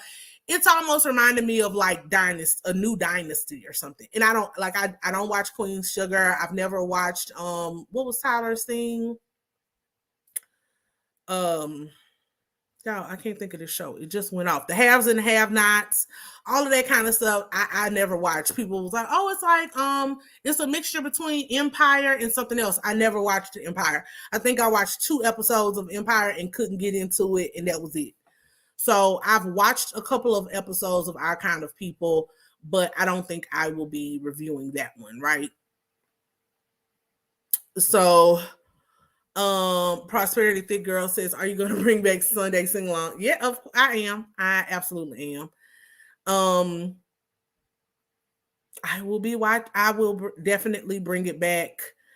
Prosperity Thing Girl says you better give the full rundown on the drug life at Plez. Girl, no, it's not even that. It's just I really did like I love Power. I love things like that. And BMF was just really interesting to me. I am like that. And when I tell y'all I'm a nerd, I'm a nerd. So like y'all remember like Cadillac Records. When I watched Cadillac Records, I loved the movie. But then in my spare time, I watch a lot of like biography channel and documentaries because I like to know, when they do the movie and stuff, it's like movie magic. So like, for instance, in Cadillac Records, when the white guy who founded the record company drives off and like has a heart attack at the end, I'm like, did that happen in real life? Like he had a heart attack and died because, I guess after heartbreak for losing his business. So I'm on the internet, like read this man's whole life story. So I like stuff like that. I want to know the people behind the story. So I went down a rabbit hole for a minute with BMF. Let's see. Helene Easley, I missed Sunday Sing Along. I will definitely bring it back, sis. Just been kind of doing a lot. I actually haven't, I haven't been in town a couple of weekends. So yes, I will do it. Pretty Mrs. G says, you're right, Plez. I'm just not a fan of their writing. I'm watching to support the actors because they are great actors. Absolutely. I agree with that. I liked that Yaya DaCosta. I've been following her since her ANTM days. I loved America's Next Top Model with her and Eva the Diva. So I love Yaya. Of course, I love Marsh Chestnut. Marsh Chestnut will forever be Lance walking into that club on The Best Man. I mean, I can hear the song that he's walking into when that man hit that door in that. Oh, Lord Jesus, y'all gonna make me overheat on this Good Friday night with that turtleneck and that cross on the chain and the so fine, so fine. But yeah, I love Marsh Chestnut. So I've been watching, but Simone Wealthy says, is 50 Cent acting in Raising Kanan? He is not. He is not. This is the story. Well, so far, he wasn't in the first season. So the first season is over. They did 10 episodes. He wasn't in the first season. He narrates. He does a little like Morgan Freeman every now and again in different places in the show, but he's not on screen. Now, he may show up later, but right now, this is young Kanan. All right, y'all. So let me get to this hot mess that is Love and Marriage Huntsville. So the same thing that I said about Real Housewives of Potomac is the same way I feel about Love and Marriage Huntsville. The difference is it hasn't been as many years, so I'm not as tired yet. But again, as Portia Williams once said, Carlos King and his friends are going down the wrong road. I do not like shows that are overproduced. In my opinion, this show is beginning to be overproduced. Thank you so much, Winning and Unbothered, for the super sticker. Thank you, sis. I don't like it. I don't know if Melody is really feeling the heat since she's now divorced and she's feeling like she has to make things happen. But I can literally see her and Tiffany and other people purposefully stirring the pot. These are not normal organic conversations. For example, I'll go back a couple of episodes ago when her and Martell were fighting on that beach or desert or wherever they were after they rolled around in those Hellcats. Melody knew what she was doing. And I'm not a Martell fan. Like, he's all right, but, he's trash as well. So I'm not a big Martell fan, but I am a fan of right and wrong. And Melody was purposefully digging at that man. That man was over there minding his own business in them tight coochie cutters. Leave him alone. Why are you bringing him over to engage in an argument and press his buttons when you know he don't have the capacity for that? As soon as you said something about, oh, well, I told the friend, why did he need to know what you told the friend whose house you left the kids at, and you apologized to him, and because I was making my video, you know how he feels about you in this song, in that video. Why? Then we got Tiffany and her hippie husband, who is gossipy and messy as any woman. I'm sorry, y'all. You can call me old fashioned. You can say I am, I don't know whatever these new age words are, but I do somewhat still believe in a little bit of gender roles. I personally do not find messy, gossipy women to be attractive. And not even women. I'm a big fan and advocate for autonomy in relationships. That means you can be in a healthy, happy, loving relationship without having to give up your other interpersonal relationships. Now, to be clear and fair, I've never been married before. However, I do not think it's right or fair when married people have girls' nights, guys' nights, whatever, and they go back and tell their spouses every personal thing that happened or was said from someone else. It's not cool. Girls' nights, guys' nights, that individual time, that individual space, that autonomy is needed and it's necessary. Your spouse, now, yeah, there shouldn't be like detrimental secrets. But that's like a journal or a diary. If I'm writing in my journal or my diary, my husband better not pick that up and read it. That is for me. Everything ain't yours. That belongs to me. Now, this money, these kids, that's something different.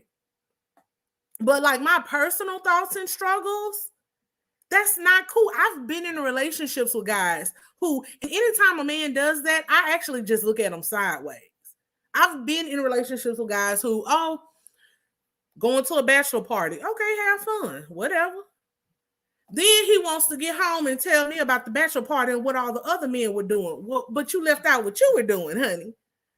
So if you're going to tell me what they're doing, what were you doing when all of this tomfoolery was going on? When everybody was going almost above the line, what were you doing?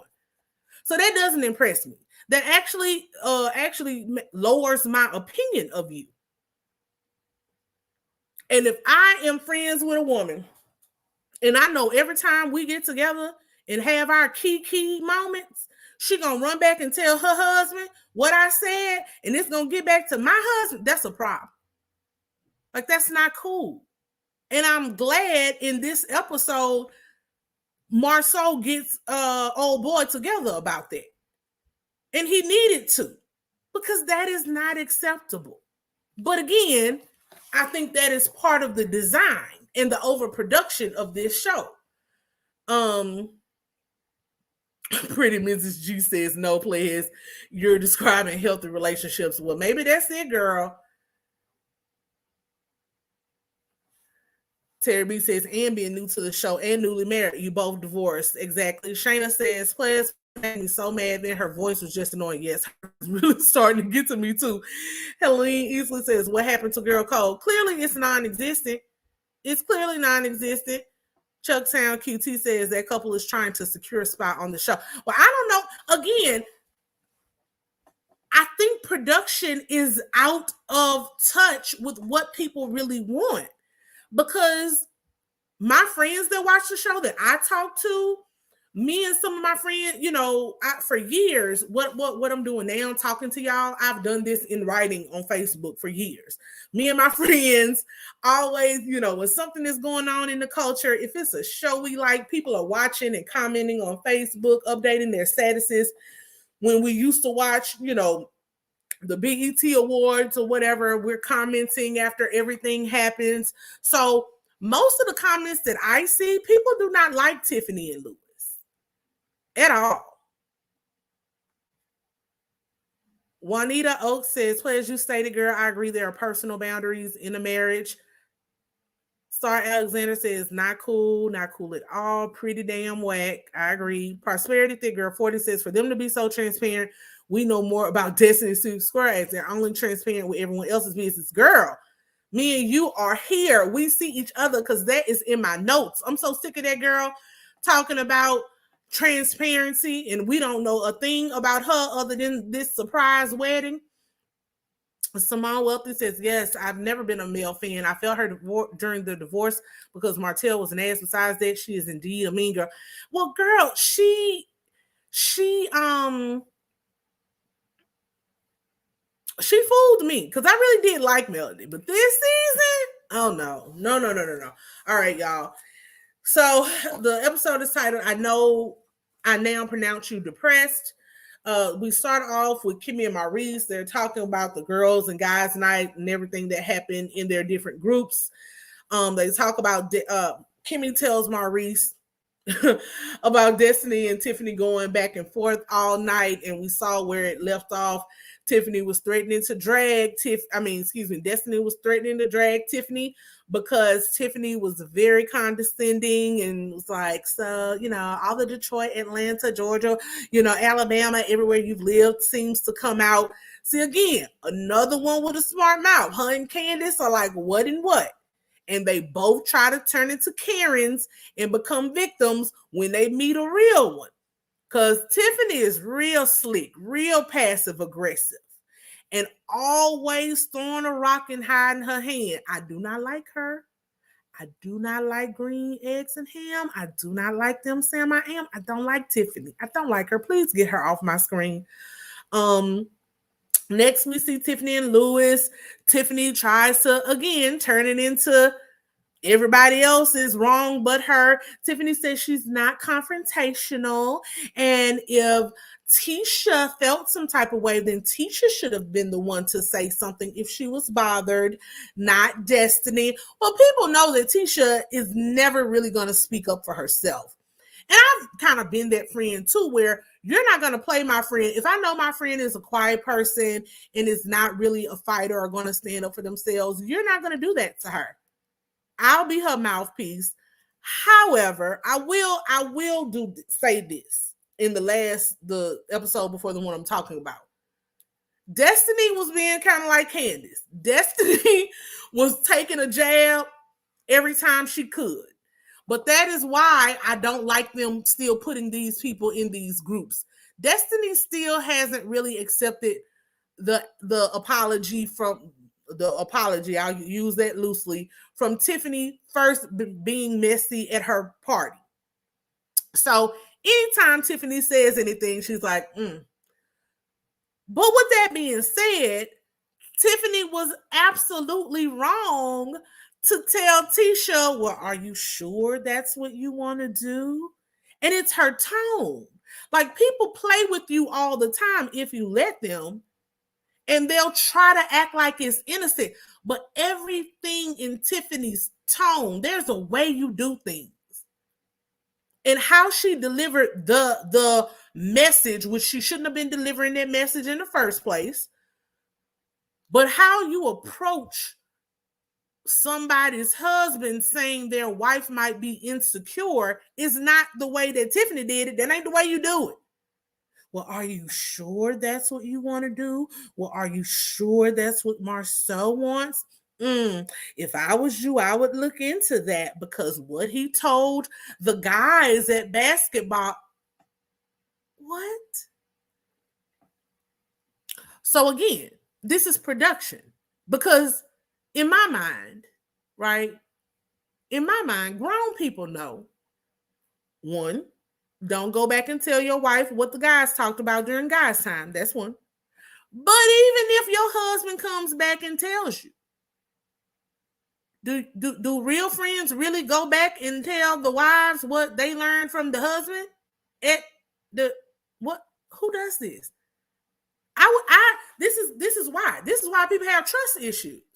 I'm supposed to be in a safe space with men. This man goes back and tell his wife.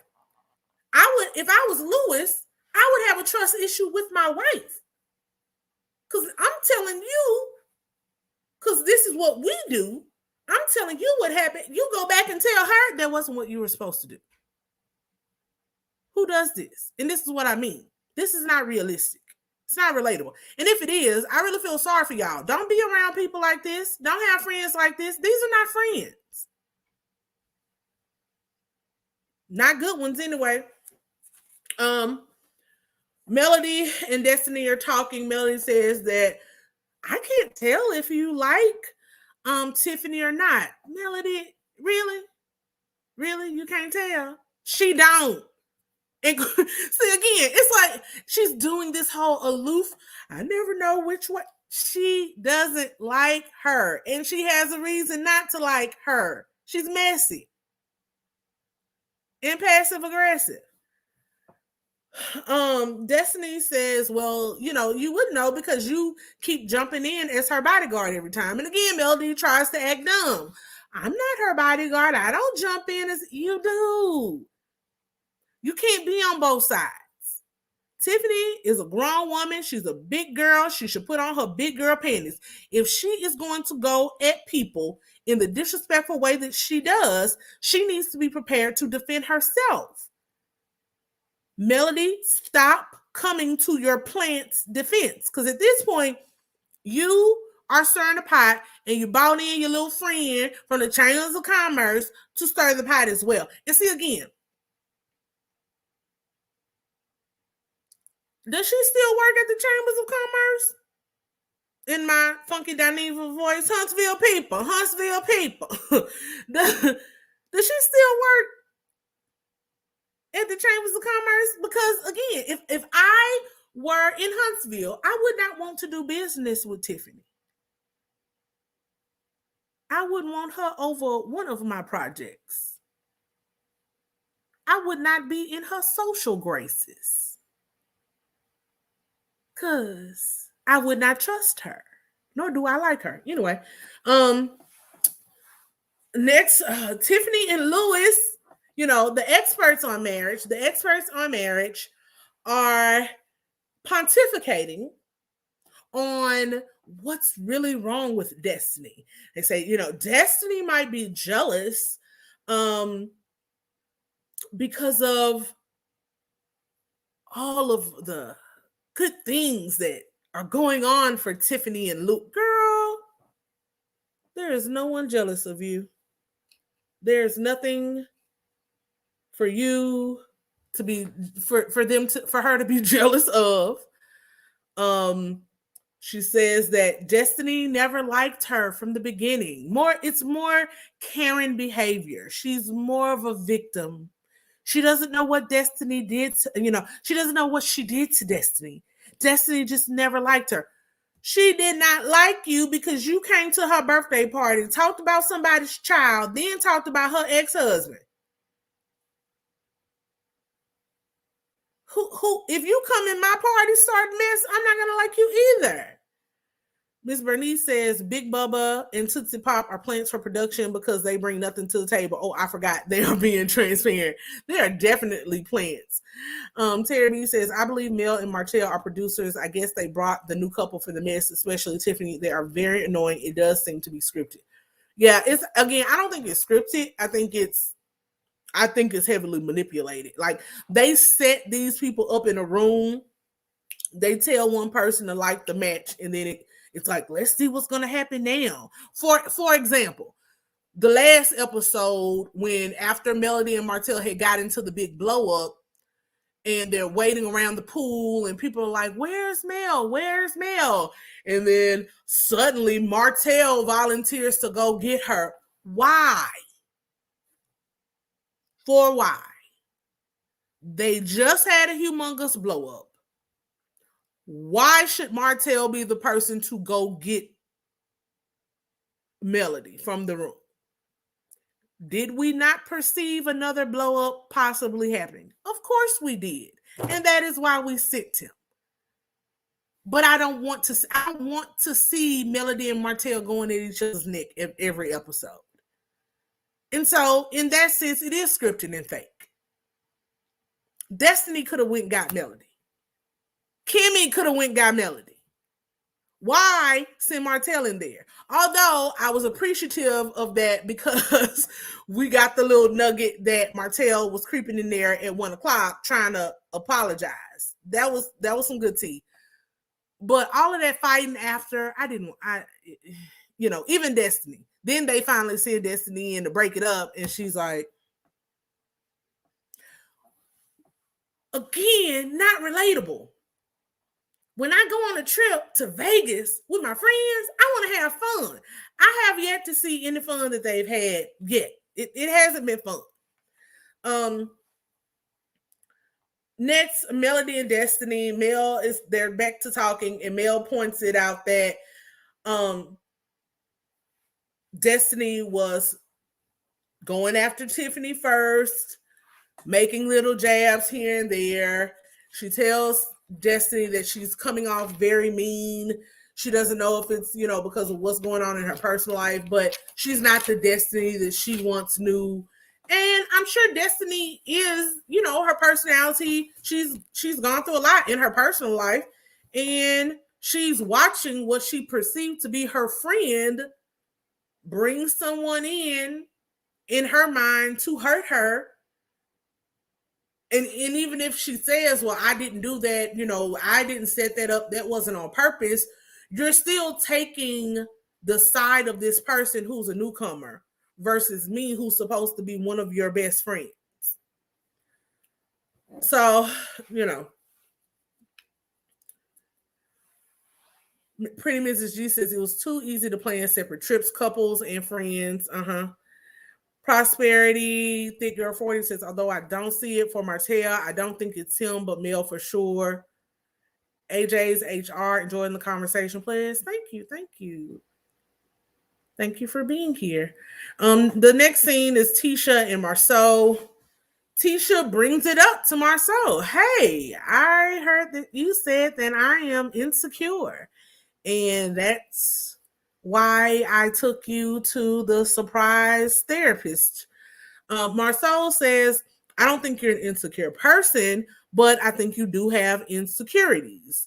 Tisha admits that the rumors that have been swirling about Marceau cheating and an alleged outside child have created a lot of doubt in her, both because of outsiders and the internet and social media saying it, but then also because of her own family members who question her and ask her about it. Marceau says that Tisha should just ignore those outsiders. He wouldn't let it affect or influence him if he was her, and it doesn't affect or influence him. I think that's easy to say. As Marceau, but I actually don't believe him. I believe if people were running around saying that his wife was cheating on him, that he would be very much affected and influenced. The difference is he's too arrogant to believe that Tisha would actually cheat on him. He thinks he has outsmarted her, that he has her right where he wants her, that she's never going anywhere, and that she just would never do it. And what he is failing to admit is that part of her doubts are planted by her own husband. He gaslights her under the guise of joking all the time. Like, all the time. And I've said it before. I'm going to be a broken record on this one. Marceau is a cheater. He's a cheater. He's just one of those men who believes it's cheaper to keep her. And he's pretty much said it as much. He's there for those children. He might divorce when those kids get out of high school. But ultimately, I don't think he's even going to do that because he doesn't want to lose whatever type of wealth that he's trying to build. He doesn't want to separate it. But I really hope Tisha does stay in at least individual therapy. And I hope she actually goes back and really looks at these episodes. I wouldn't want to be in a marriage with a man who admits that he's really only there for the children, who doesn't care about his own happiness. And to that extent, he doesn't care about her happiness because he's rarely ever willing to compromise. And all of the signs are there. Doesn't have to be in your face. The trip to Houston, him not being, that girl was jumping up and down, elated to see him when he got to that hotel. He barely wanted to touch her. There is a reason he is not affectionate. He will give her a peck and a hug. He is not affectionate on camera. He won't express his emotions or feelings about her romantically on camera. We'll get into it with this episode about this doggone vow renewal. It's a reason for that. He out here telling some woman that he just there for the kids, sis. I'll bet my last dollar. He just got smarter side chicks than Martell does. But your husband, and as all the other couples have said and individuals have said, this is y'all's 15th year. We're here to celebrate y'all. And this man barely looks like he wants to touch her. She has on all the body yaddy yaddy dresses, the bikinis, and he's steadily talking about a threesome.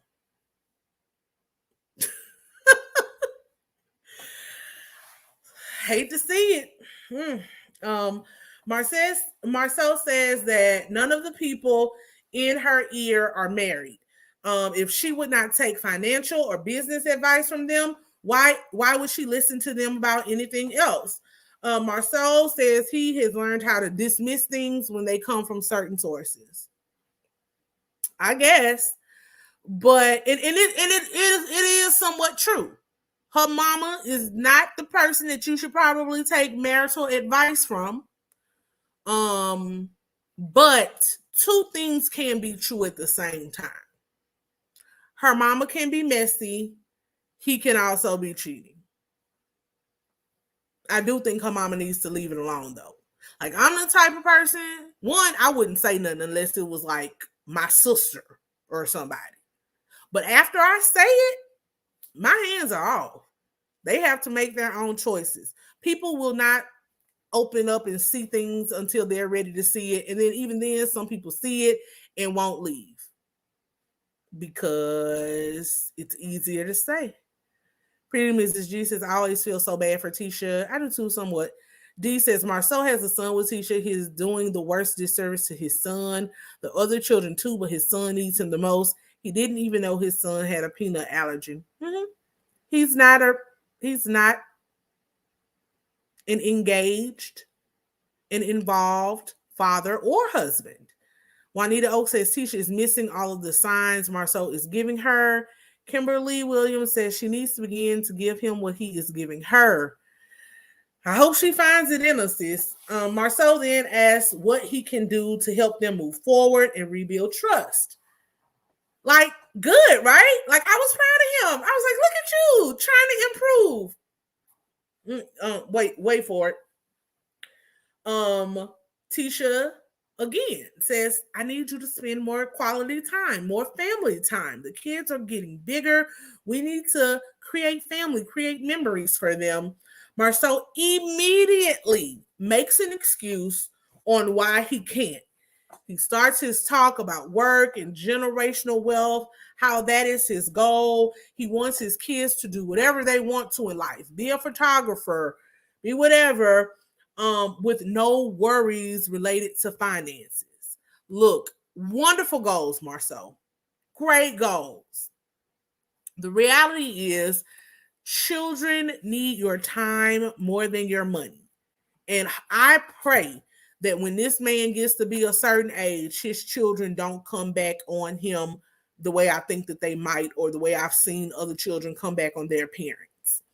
It is wonderful to want the best schools for your children, the best clothing, the best house, the best cars, but they need your presence. They need your advice.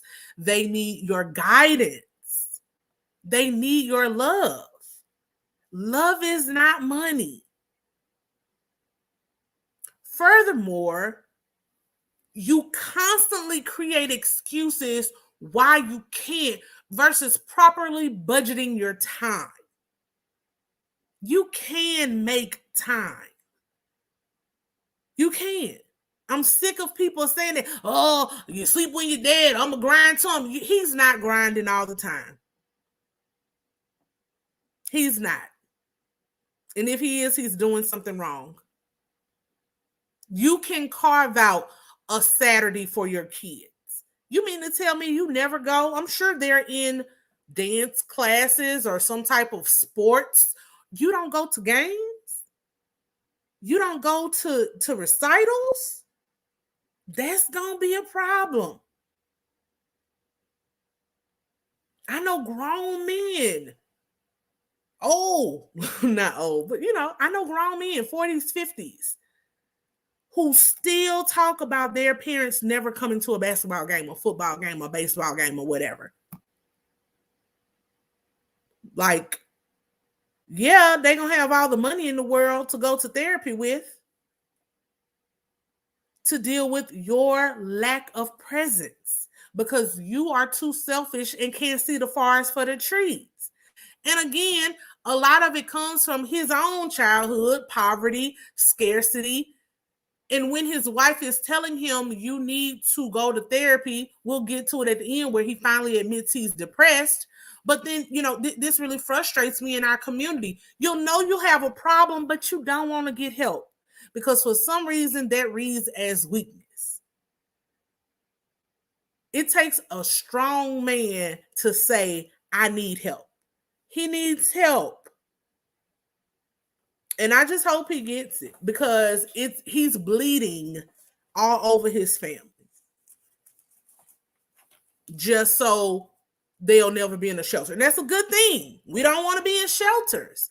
But there are other aspects of life that need attention and need to be developed as well. And I don't think asking for, even if you just start at a monthly date night or a bi-weekly date night, and then making sure you take time to be at your children's important moments, or to get home a little earlier so that they're not always asleep when you get home. By the time you get home, they're asleep. When you get up in the morning, you get up before they're up to go to school. It's not a good look. Melody and Martell, before their stuff fell apart, they were building wealth and raising children. And Martell, despite his shortcomings, was pretty good at being an involved father and a present father. He even made enough time to go have another woman and baby too. So if he can do it, you can do it, sir. Like, there are no excuses there. Tisha lets him know about her desire to do a fun recommitment ceremony while they're in Vegas. This is their 15th year. They can go through a chapel, renew those vows. Hold on, let me see. Francois says Marceau is not depressed. He's just sending cryptic messages to Tisha. Okay. Juanita says he's using depression as an excuse. Y'all think so? Oh, I thought I think he's actually depressed. But yeah, he makes everything an excuse. Dee says, I hope Tisha continues her education so she can take care of her family when she finally gets the guts to leave the chauvinists. Okay. But she wants to do this fun recommitment ceremony. Marcel says he doesn't want that. He doesn't want that. He wants them to have a private ceremony where it's just the two of them. He claims that he wants a private ceremony because he wants to be humble in front of the other couples because many of them are on their second or third marriage. More so,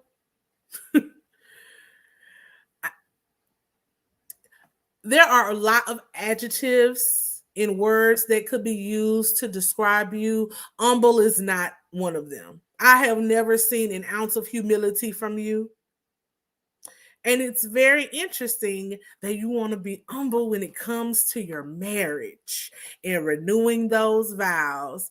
I stand again on my previous assertion that you are doing this because you don't want the woman or women that you're out there, caking on the side to see you renewing your commitment to this woman that you claim you're only roommates with and you only there for the kids. That no, you boast and brag and talk about how long y'all have been together and how the other people can't say nothing because they're either broken up or don't have the level of commitment y'all have. You have no problem throwing that up in people's faces, but now you want to be humble. Okay, girl. Okay, Tisha. Tiffany Lewis and Tisha are talking next. Tisha's letting them know that we're gonna move forward. We're still stopping by the chapel. We're also going to dinner, but we probably won't be doing the vow renewal. And Tisha is actually really happy that she didn't move forward with those plans. And I don't think she's really happy, but he did save her a level, a modicum of embarrassment. Tiffany talks to Tisha about the issue with her bringing up the insecurity conversation at the girls' night. And Tisha says her main issue was the timing of Tiffany. The way Tiffany brought that out and timed her transparency was not acceptable to Tisha. She didn't really appreciate it. And Tiffany, again, gets in her Karen bag and is woe is me. Oh, I just want people to accept me as I am, the person that I am, and try not to change her. Okay, girl, people can accept you as you are. You just won't have any friends. That's it. Because accepting you as you are does not mean that you get to be rude, inconsiderate, and transparent with everybody else when we know nothing about you. Being a good friend means knowing time and place, means knowing that you can have private, honest, transparent conversations with your friends without a group. Why would you embarrass your friend like that? Why? If your husband came back and told you something that he shouldn't have told you amongst a group of men, why would you tell that girl in a group full of women that your husband said you're insecure? So you can be you. A lot of people have that mindset. Take me as I am. Mary J did a wonderful song about it. It's not realistic. Yes, to a certain extent, you should not bend over backwards and try to change yourself for people. But if you got messed up characteristics, if you have serious things that you need to work on that affect your social interaction with others, nah, you need to work on that. Take me as I am is not an excuse to be a butthole. And if you continue to be that, that's fine. But then you can't be mad and wonder why no one wants to be around you. So pick a struggle, sis, and get done with it. Next day, she lets them know about the cancellation of the vow renewal, blah, blah, blah. Marceau, keeps joking and going back with the group saying that he'll take a threesome, but no vow renewal. Like, how is that a joke? How? How?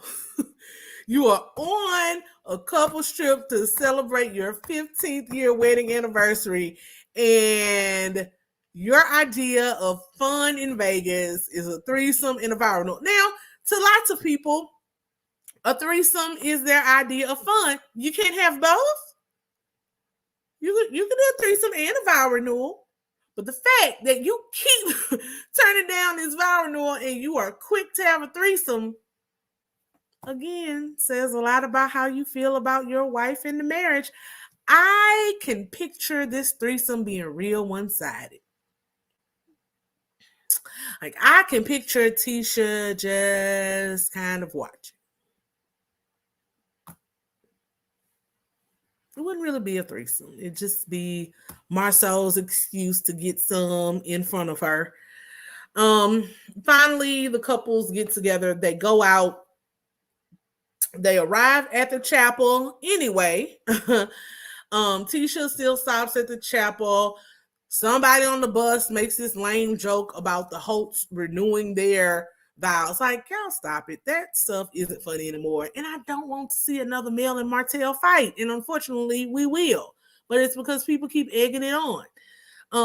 Tisha, when they get in the chapel, she invites anyone in the group to recommit to anything that they want, to recommit to each other. Marceau jumps in and says, actually, you can commit to anything you want to commit to. Marceau renews his commitment to commit to saying no in public. Tiffany says, no, we are here to celebrate you all. All the other group, individuals, couples start jumping in and saying, yeah, y'all should really, we're here for you all. You can renew your vows. Maurice in his confessional blames Tisha. He says she should have known her man. Marceau does not do surprises.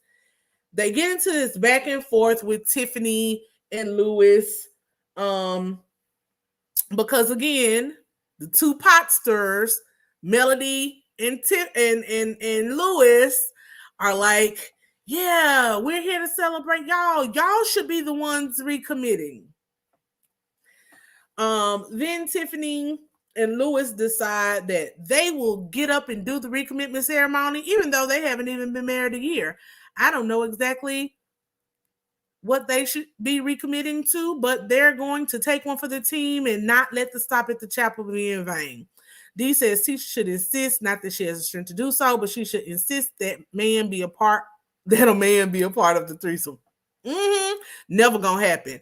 Y'all forget that she just got permission she didn't get permission to use sex toys.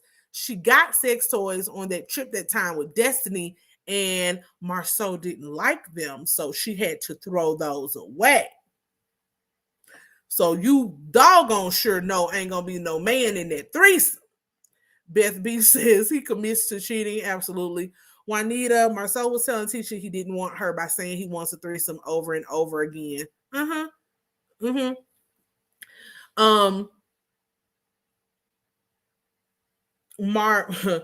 Marceau again makes his dig about somebody being almost 1 year married versus 15 years married. Well, if you're so proud of it and if you have so much experience, you should have did the recommitment ceremony, sir. Martell says that some people haven't even made it to 11 months. Destiny is like, hold on, sir, who are you talking about? And gets him all the way together, checks him. And Martell's like, no, I wasn't referring to you. I wasn't talking about you. Yes, you were. Being shady, per usual. Next, we have to watch this wax ceremony with the whack Whitlows. No one likes them. No one cares. Then the other couples pressure Tisha and Marceau yet again to go on and renew their vows. Destiny, makes it the point that we all are making, that it's very telling and sad to watch Marceau reject his wife in this way. Marceau again says he wants it to be serious. He compares renewing his vows to renewing his mortgage or refinancing his house. That was the most sad and unromantic thing that there was. Hey, Uncle Charles, how are you? I miss you so much. Thank you for joining me tonight.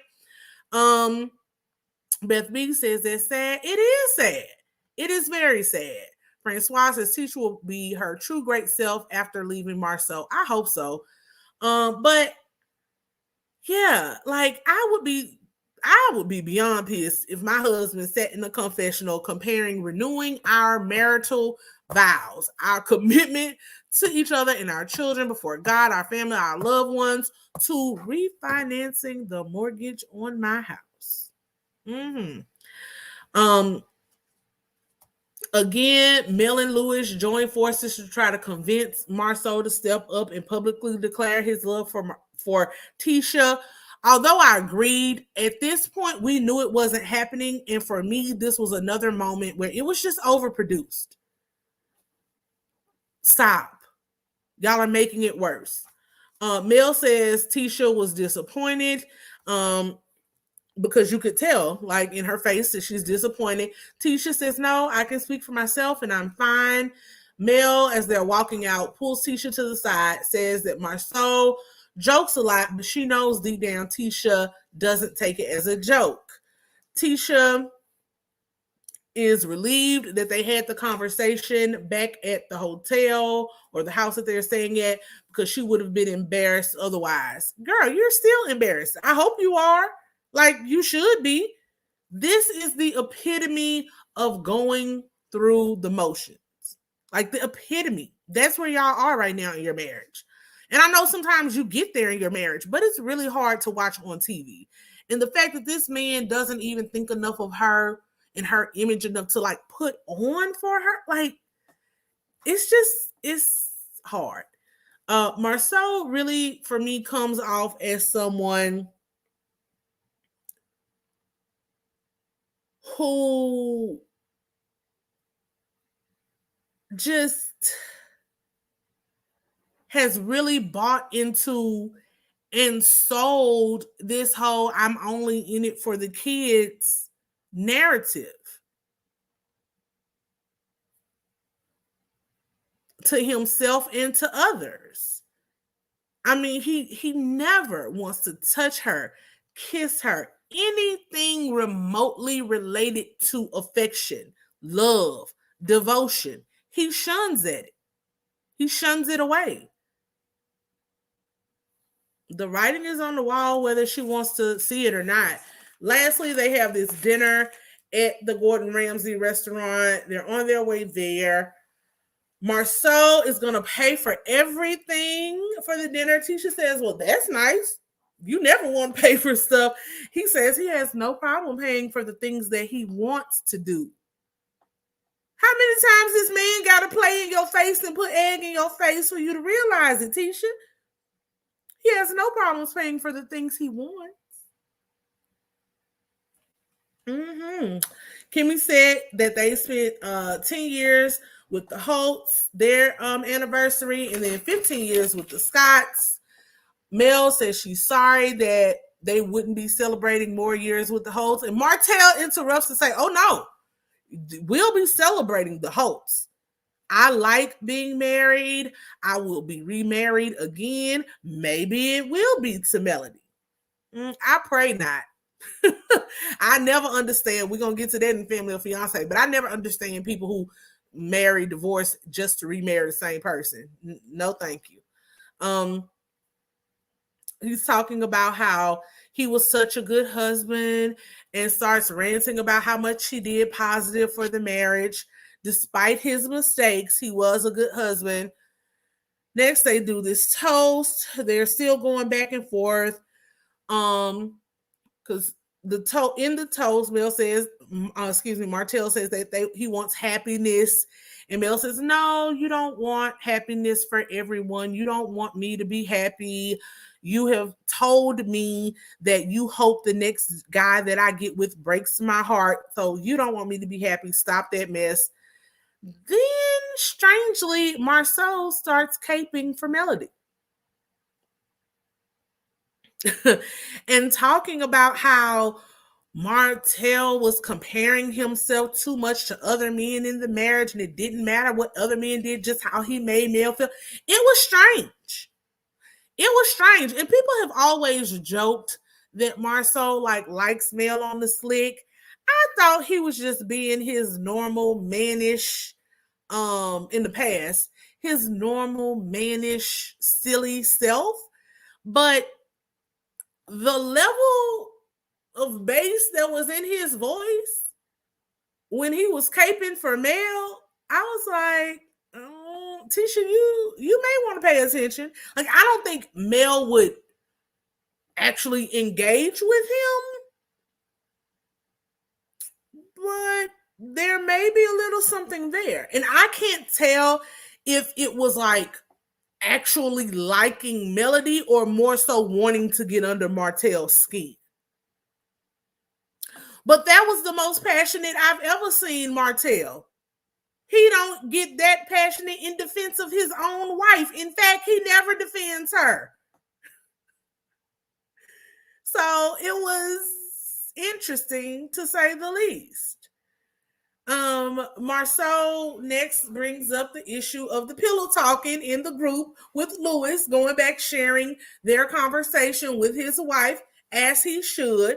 Next, Tiffany and Louis in their response get on this whole self-righteous kick like they did with the issue with Kimmy and Maurice. Well, if you were honest and actually communicated with your wife, I would have nothing to run back and tell her. That is not your place. Like, I probably would have cussed her and him out at that table. That's not their place. And as Thick Girl 40 said earlier, and where I was getting to this at, I am sick of them touting this transparency angle when they are not transparent. You can't be transparent with other people's business. You want to be transparent? Tell us what your kids did at school that they got suspended for, or that you've had to punish them for.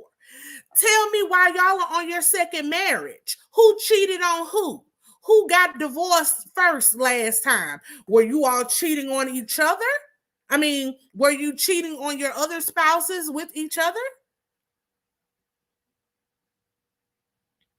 Why Louis' hips so big? Tell me your story. Give me your transparency. Why your hair so stringy and oily? I want to know about you, not everybody else. Quit spilling everybody else's tea, and that goes for Destiny too. We don't know enough about you all as individuals because y'all are just here during Carlos King and Melody Holden, whoever else's dirt. I don't like it, and I'm starting not to like this show.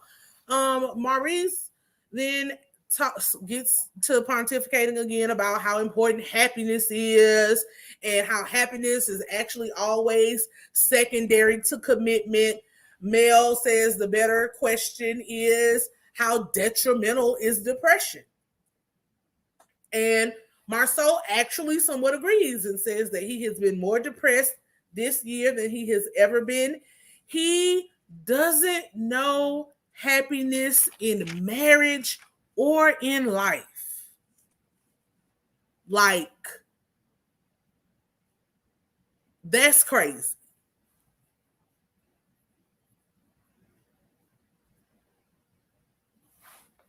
Like, to hear your husband say he doesn't know happiness at all in marriage, so that means for 15 years he's never been happy in his marriage or with you.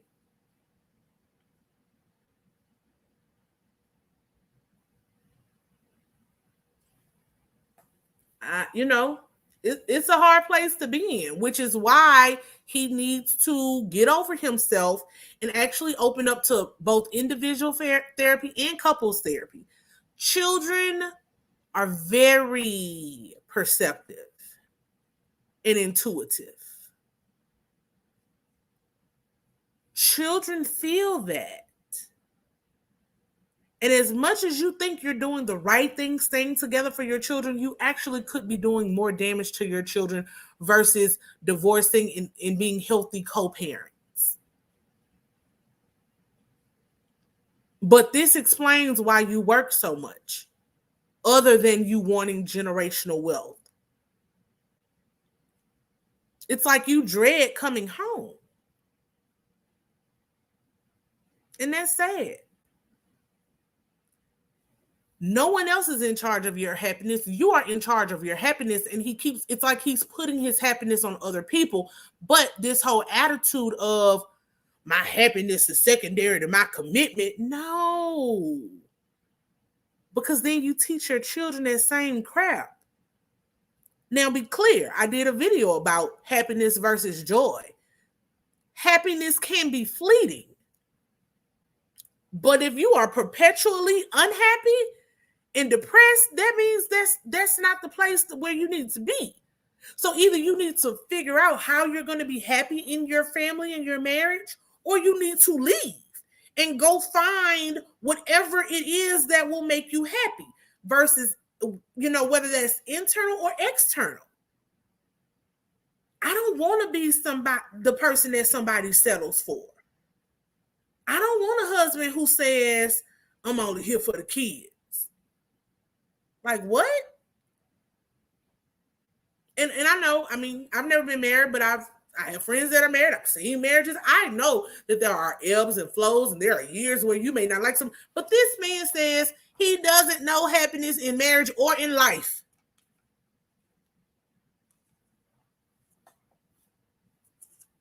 I would be insulted. So, I don't know. Cassandra says, I can only imagine what conversations he has with his son. Woof, I know. Shayna says, I saw that in season 1. Pretty Mrs. G, by the way, please like the video. Yes, y'all, please like the video. Leave your comments, all your thoughts. Subscribe to the channel. Simone says, LL Plez, why your hips so big? Yeah, girl, that's what I want to be transparent about. Does he wear Spanx? If so, what size? I'd be insulted as a child too, not just Tisha. Absolutely. I'm not getting it. I like, this is hard to watch.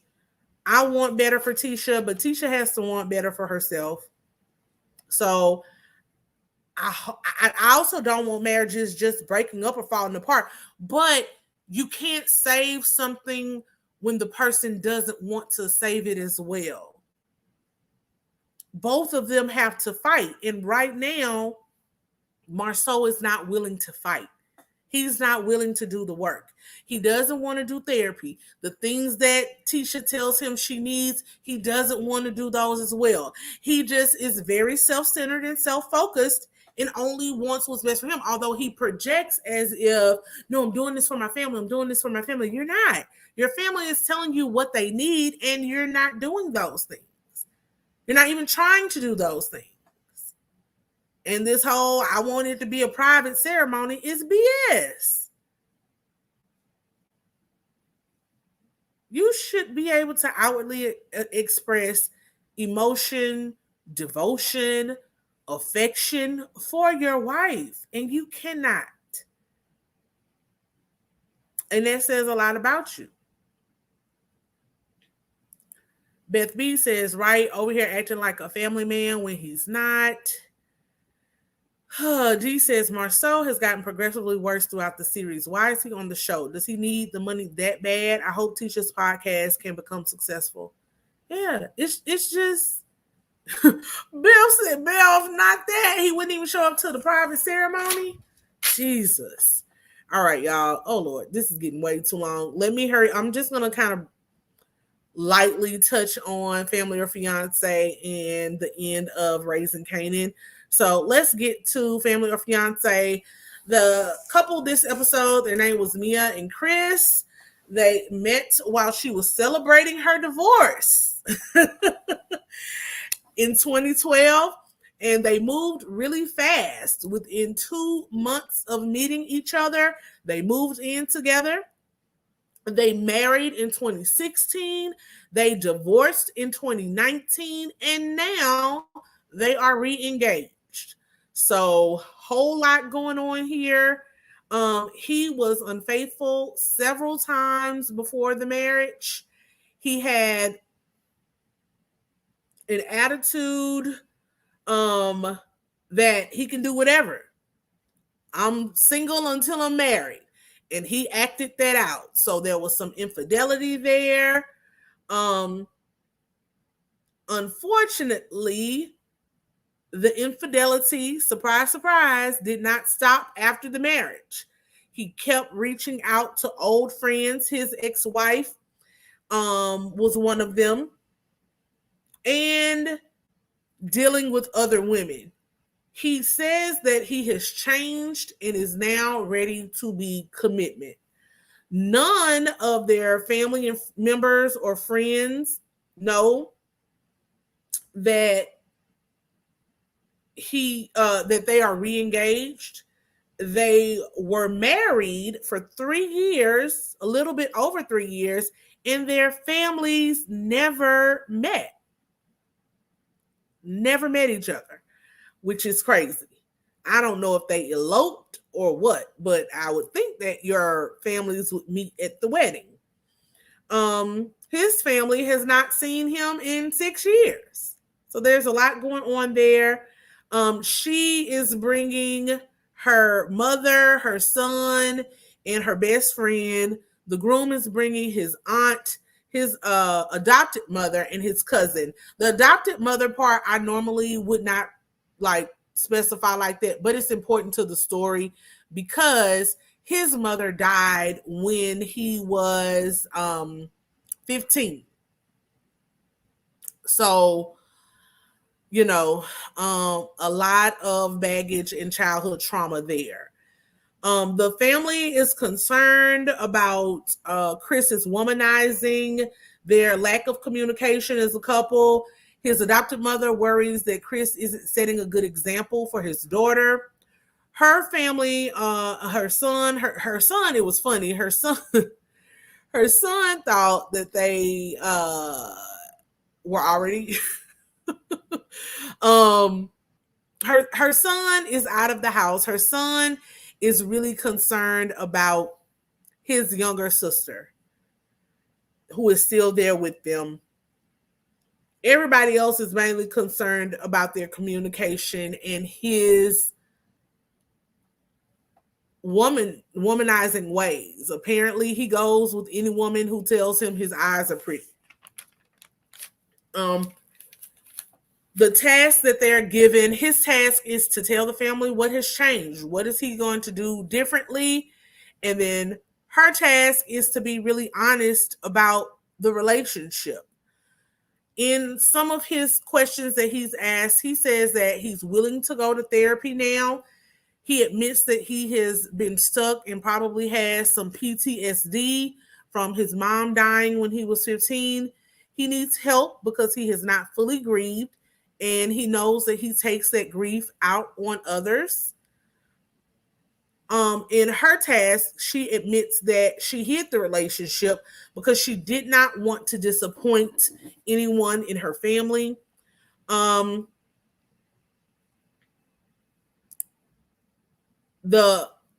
family members point out that she may be enabling him more than she thinks that she is. And she says, well, he only cheats when they argue. She wants to help him change his insecurities and his self-doubt. His family is like, you can't do that. Only therapy can do that. And that is true for anyone that was watching this. When they get to the family scene, Chris says that he needs her to be more specific about her needs. Maya says, I've given you my love languages. My love languages are quality time, acts of service. And instead of adhering to her love languages, Chris often ignores them and only cares about gifts. He brings her gifts. That's not what she wants. She wants quality time. She wants him to be present with her. And they struggle in that back and forth. Maya says that Chris shuts down. He takes everything as if she's attacking him. You can't ever just talk to him because he takes it as an attack. The family jumps in and makes a good point that there's a difference between talking to someone versus talking at someone. It is about her tone. He is stuck, but her tone does not help. Her son says that they really need to consider the family outside of just themselves and his sister because she is still at the home with them and has to deal with their constant arguing and back and forth. The mom says that she is dating potential, which is never a good thing to do. What has he really changed? What is different about him that makes you think he is now ready to be a husband? Maya admits that as of now, he has done nothing. Both the mom and the best friend really question her about that, why she's doing this, and explains why they both need to work on themselves as individuals before moving on into a marriage. Tracy agrees in the meeting the next day that they both have really big individual issues that they need to work on. Tracy also confronts Mia on her tone with him. She explains to him how because of the extreme trauma he dealt with at age 15, losing his mother, Mia is his next attachment. He wants to be securely attached to her, but every time Mia is angry with him, she threatens leaving. And to someone who deals with PTSD and abandonment issues and the things that Chris deals with, saying that she's leaving is another threat to be walked out on, and he just can't take that in his current emotional and mental state. They both agree to grief and trauma counseling as a group, which I was really happy to see, you all. Like, if you didn't see this episode, go back and watch it. It's a really good episode. It is like the perfect example of how both people, because Mia has her own traumas and struggles from being molested as a child that her mother says that she didn't know about, and Mia has actually done some therapy, and her mother has apologized, but Mia has not actually fully accepted the apology and done the healing work between her and her mother that she really needs to do. So they both have their own individual issues that are leaving them stuck in places. And it's really true, y'all. Like, you can try to be in a relationship with someone as a broken person, but it's really hard. You're going to be constantly butting heads because you're not happy, healthy, whole, and healed as much as you can be. So there is a lot of self-work that people need to do before getting into a relationship and trying to fix or cure other people or take on their trauma and struggles as well. So I was proud that they both agreed to do grief and trauma counseling as a group. Chris says he's looking forward to quitting his habit of running and hiding. The counselor opens up, asks him about his mom. He held his mom in very high self-esteem. She was strong. She liked to joke. He thinks about her constantly. He questions why she had to die and why he was left there to suffer. The adoptive mother admits that they did not give Chris as much support and counseling as they should have as a family, that they themselves were struggling with the fact that their family member was deceased, because I think the adopted mother was his blood aunt. So they were upset that the mother was killed and all of these things as well. And they did not stop to think about Chris being a child and her son and everything that he must have been going through and dealing with. So it was a really good opening to counseling. The session was had the potential for lots of healing, really therapeutic. It was a good start, but of course, we know when you start it, you got to push through and finish it. And so hopefully this couple will do that, although spoiler alert, so far they don't. They go to the blessing ceremony. They let the family know that they decide not to do the blessing ceremony. They have both individually decided to postpone the wedding and do their own individual work, healing and therapy. Their family and friends are very supportive of this decision. They say a family prayer at the end. But then when the credits go off and they, give us a few sentences on a follow-up, Mia and Chris had a blow up back wherever they're from. Mia put him out. Her family suggested that she block his number, so she did. And Chris just responds that he has not started therapy. Healing and therapy is hard work, y'all. It's not easy work. A lot of times you'll take 3 steps forward, 2 steps back, and it'll be this constant dance back and forth because it's hard. It is triggering. It is traumatizing because a lot of times you have to re-traumatize yourself to dig everything up and get it out. And because of that, lots of people quit. And my advice is to keep going. As hard as it may be for you, for your family, for your children, keep going. And also try to be self-aware and try to think about these things before you get into relationships and bleed on other people or damage other people. I actually like both of them. I think they are very good people. They're just hurt people. And that's why I didn't really go super hard on this episode, because I saw how both of them were really wounded and stuck at the ages in which they were stuck. And that's why I really miss Sister Iyanla, because she would give them the actual tools. Tracy, I like this show. Tracy does a good job, but when you have all the other people there and their opinions and riffraff,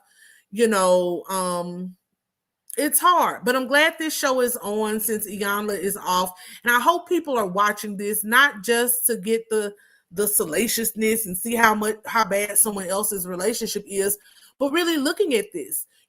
Unfortunately, in our communities, we have a lot of gun violence.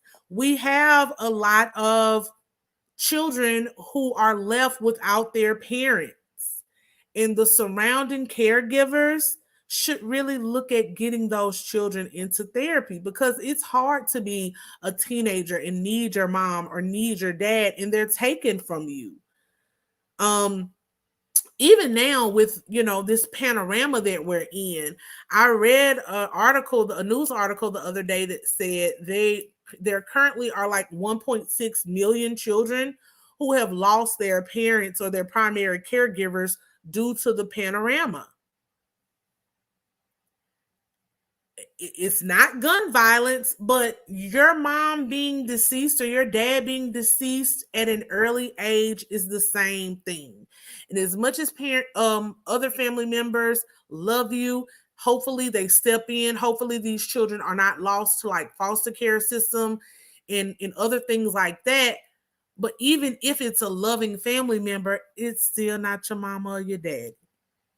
So I hope that maybe, the government did a lot relating to the panorama and different financial things, for example, with housing and other things, rental assistance, homeowners assistance, food stamps, unemployment. But I really do hope that there's some fund set up somewhere where maybe we can look at providing counseling and other healthcare services to children who lost parents because of this thing that we're in. And a lot of times, if you just look into your community resources, sometimes there are things set up for children who lose their parents to gun violence. And I just want more Black people to avail themselves of those things, because it matters. Having someone to talk to who can actually help you. It's great to rant, to vent to family and friends. It's great to get it out. But therapy is more than just venting. It is someone giving you actual tools to help you process, to help you deal with your emotional and mental states, to help you go through the stages of grief.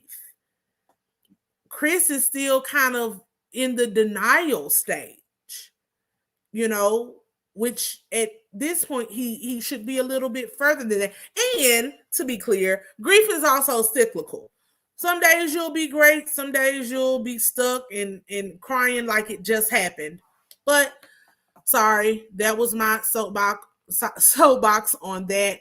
It was a really good episode. If you have someone in your life or you know someone in your life who has lost a parent, just kind of, if you're not the primary caregiver, suggest that to the primary caregiver. Because a lot of times we'll say the kids are acting out and kids are bad and kids are this, when a lot of times they are dealing with trauma and they don't know how to deal with it because they're not adults. Their brains aren't fully grown yet. They don't know how to vocalize what they're feeling. And so we need to figure out ways to give them safe spaces and encourage them to do so. Terry B says, Family or Fiance is a good show. It gives an insight into relationships and when counseling is needed. Yeah, I love this show a lot. Prosperity Thick Girl says, it's Scared of Beautiful. This is why you and your channel is needed, because you deal with the mess. But you always give your viewers something to take and apply to their lives. So thank you, sis. Keep it going. Oh, thank you very much. The real surprise is on Maya's Facebook page. Plot twist, girl. Now you gonna have me going down the rabbit hole on Maya's Facebook page tonight. Go on, drop it in the chat or send me a DM on what her last name is. Cause I do that. I can't even lie to y'all. I look people up. I'll be watching divorce court, like old divorce court shows, and because divorce court, they give like the people's whole name. And I'm on Facebook like, are these people still together? Please, Jesus, I hope not. Also, just an aside, thank you all who have been leaving me comments or DMs or emails asking me, was that you on divorce court? I need you to go back and watch my video that I did, I think at the end of July, talking about joy and the joy within and all of that wonderful things. But I talked in that video, I talked about ways you can reclaim your joy when you may have lost it for a little bit. One of those ways was to try new things. I tried a new thing, which was I was in the virtual audience of divorce court. I love divorce court. I've been watching it since it was Judge Maybelline, honey. And that was one good thing that came out of this panorama. You could, you had opportunities that you may not have normally had. Normally you would have had to fly to Atlanta or wherever they film at to be in the audience. This time I got to do it in the comfort of my own home. So yes, I was in the virtual audience. Y'all, and also if you see me, take a picture, sis or bro, beauty or beau, like take a picture, send it to me, because I work during the time that divorce court comes on here. So I have not seen myself. I don't know if they're showing like different episodes on their YouTube channel versus what they show on air, because I've seen a few of the episodes on YouTube, the new episodes, and I haven't seen myself there either. But yes, I did it like 3 days. So, and they shoot like 6 to 8 shows a day. So I should be, now I might be in it, but not be visible, because they have like in the virtual audience, the screens, they would usually have, I think, between 20 and 30 people. So sometimes I would be seated like off to the side, but sometimes there were a few shows where I was directly behind either litigant, right? So yeah. But yeah, I was in there, sis, laughing at those people. DGL 626, hey sis, thank you so much for the super sticker. Pretty Mrs. G says, I haven't seen you on divorce court yet. I'm so excited for you. Thank you. I have not either, but I've gotten several like comments on my Instagram like, was it you I just saw? And I'm like, I don't know, but it is possible. It could be me because I was there. I just did not I have not seen any of them yet, and no one is sending me any screenshots or anything.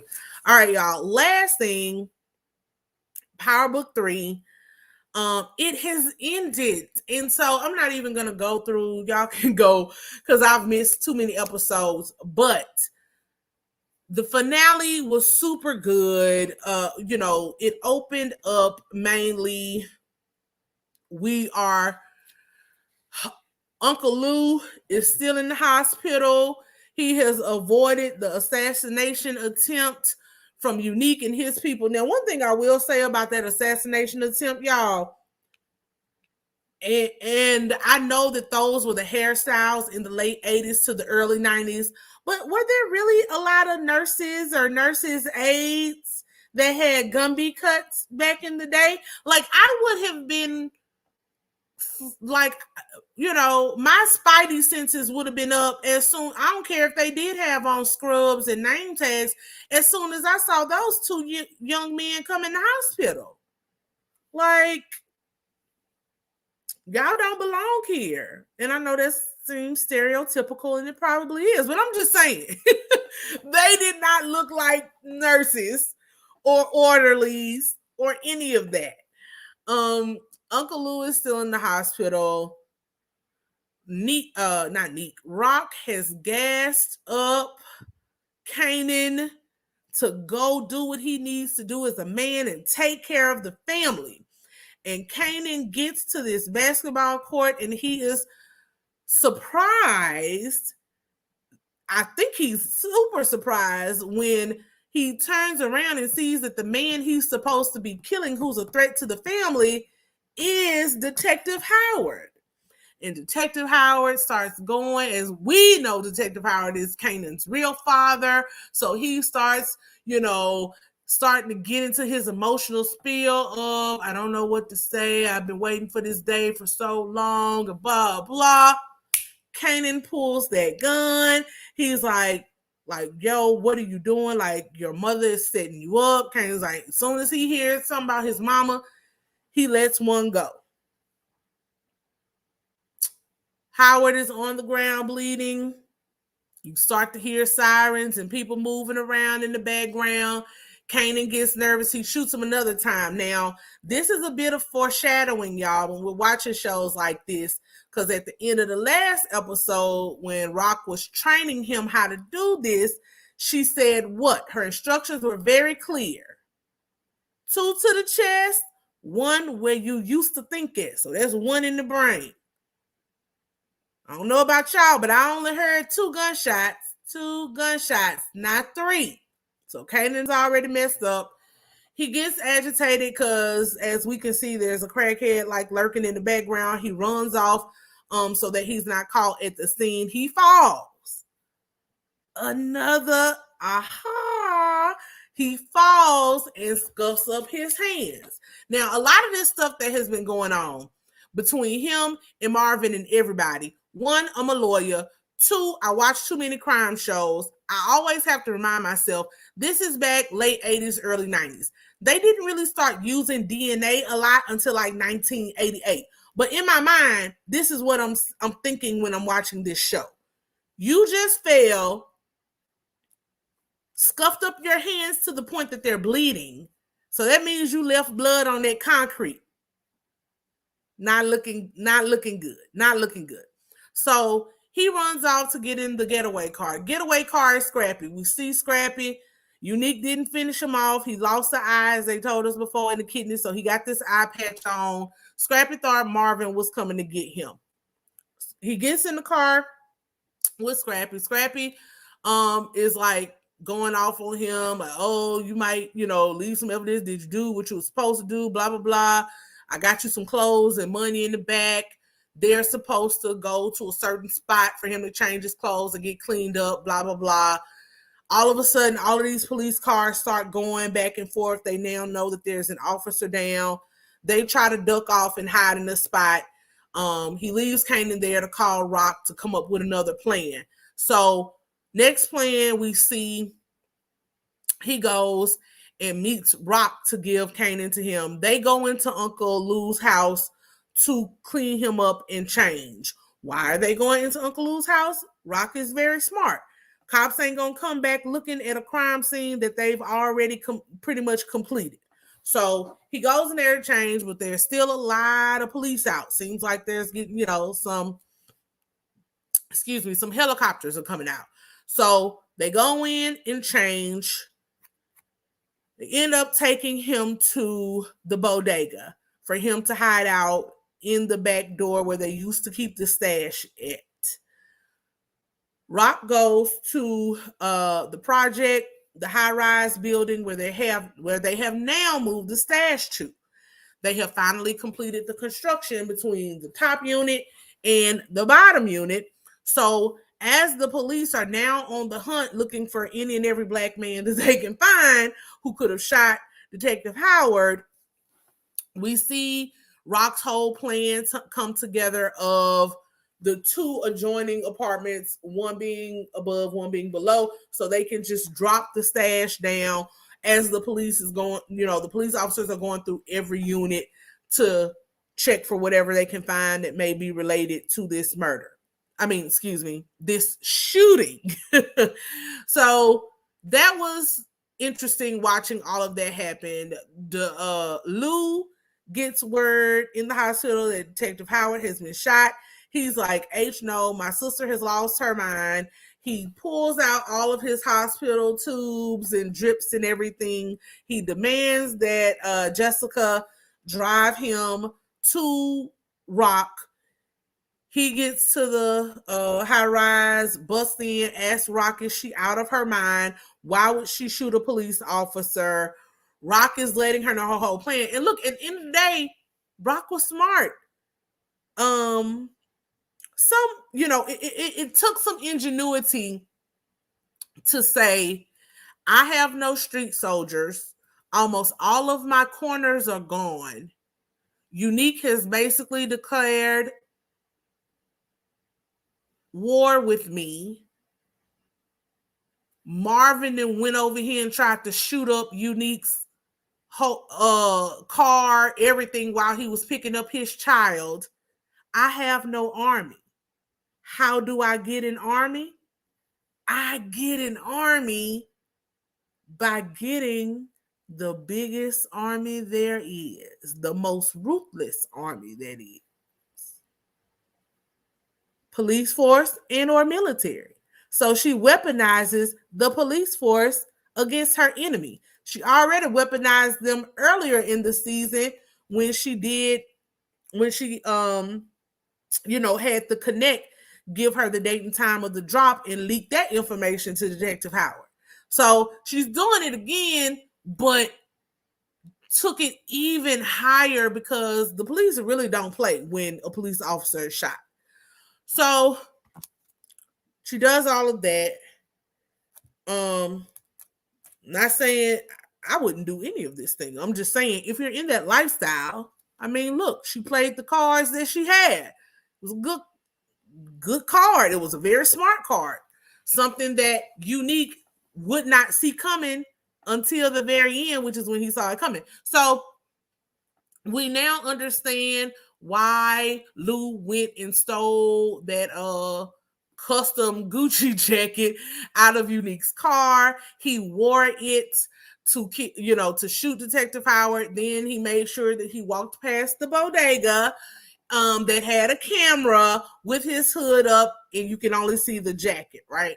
So then they give the jacket back to Marvin. Marvin sneaks into the penthouse that belongs to Unique to put it back into his closet. That was super. My heart was pitter patter, pitter patter, pitter patter, because we see Unique show up with his baby mama and his son.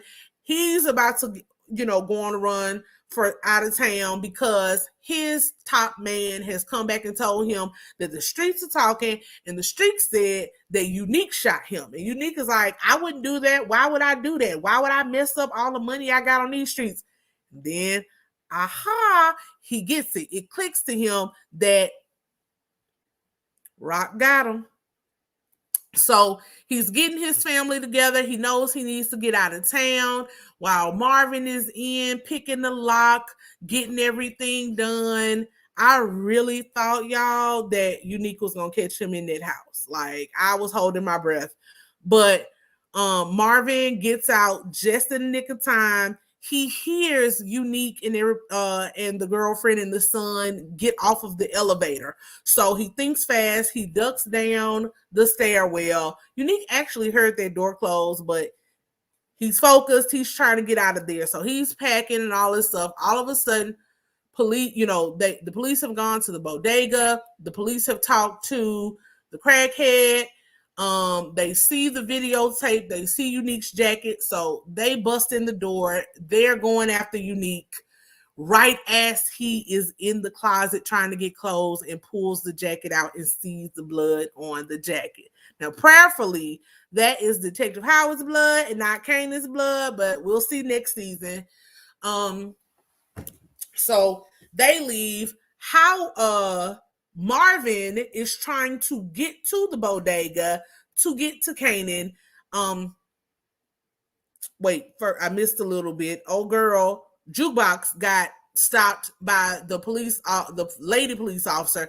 She's like, how did you know that somebody was gonna get shot? Who do you know? Tell me what you know. All of this stuff. Jukebox is just like, the streets talk. Y'all already took this man's dope, so he was trying to get back at y'all. I was just trying to warn you. Again, a plant that RHOP sent in. That's why she told Jukebox it's always good to have police as a friend. So that also helped, get them where they wanted to be. Who is this? Jukebox took the clothes and the money to Kanan that were left in the car with Scrappy, so that they could so that Kanan would have what he needed to get away.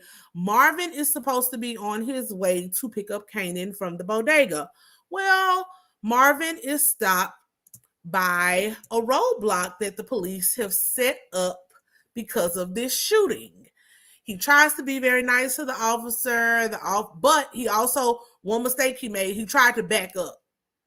Once you try to back up, the people are going to be like, why, if you're okay, why are you trying to get away from this roadblock? So they go to his car, ask him for his license and registration. He gives the license. They run it. The people come back, guns drawn, telling him to get out. He has a warrant for him for his arrest. So, RHOP is back at the high rise, pacing back and forth, calling Marvin, where the F are you? What are you, Marvin, of course, can't answer because he's been taken in by the police. Police get him, arrest him. We see in the station that Tony comes from the back. Tony has given them whatever information that they have to arrest him as a drug trafficker, right? A drug distributor. He cusses Tony out as he should have. And then we see RHOP has to make another phone call. Who else does she have in her corner that can help her get her son out of town? Dun, dun, dun. She calls Symphony. She tried to push the man away 20 different times. And finally, she has to call him. Lou is outdone. Lou says he's over it. He wants to be out of the family. RHOP has gone too far. RHOP is like, this is the family. You don't get an option. I go down, Marvin goes down, you go down. You are in this for life, sir. You don't have an option. That record studio that you have, I own that too. You paid for it with my money. So Lou is depressed and upset. He gets back in the car with Jessica. Jessica starts with her whole, you don't need your sister. You're going to end up dead without, you need to get away from this. Blah. You have the record studio now. You shouldn't. Lou tells her to shut up and keep driving because she just don't know. RHOP will kill her too. And that's pretty much the end. RHOP is looking up over the city and everything that's going on. She lives to fight another day. They are wheeling Detective Howard in. Detective Howard is in the hospital. He's in surgery. Will Detective Howard make it? So, you know, this was a lot. I don't think I expected her to have Kanan shoot him. But I like where it's going. I really loved this season, y'all. I loved all of the characters. I actually follow now Real London Brown, which is this one right here, Uncle Marvin. He's actually really cool, funny, y'all, in real life.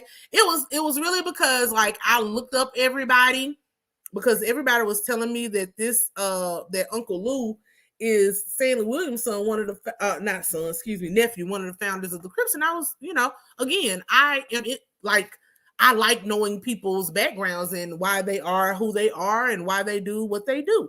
That's the psychology lover in me. So I like reading people's biographies, who they came from, how they got here, how they got into acting. But he's a baby, y'all. He's like 30, 31. I was so shocked because he reads older than that to me on the screen. Uncle Marvin is like 40. So I was like, okay, yeah, this is more age appropriate. But he's really funny and he's really a down to earth person. So he was doing like a story earlier. He does a lot of talking about men and women and relationships and stuff like that. But I joked with him off of something that he said in his DMs, and I normally don't follow like quote unquote celebrities. And I normally don't ever respond, but it was something that he said, and my loud mouth had to like be smart and say something back. And he actually responded and laughed at me. So I took a screenshot. I might put it on my Instagram. I put it on my Facebook with like my friends and family because a lot of us watch the show. And I was like, y'all, Uncle Marvin said something to me in the DMs. You can't tell me nothing all week. But nah, it was just a joke. And he's really funny. A really cool person. Like he records himself in the streets of New York all the time. And he will speak and talk to anybody. He's really happy that people support the show. But yeah, so it was a really good season to me.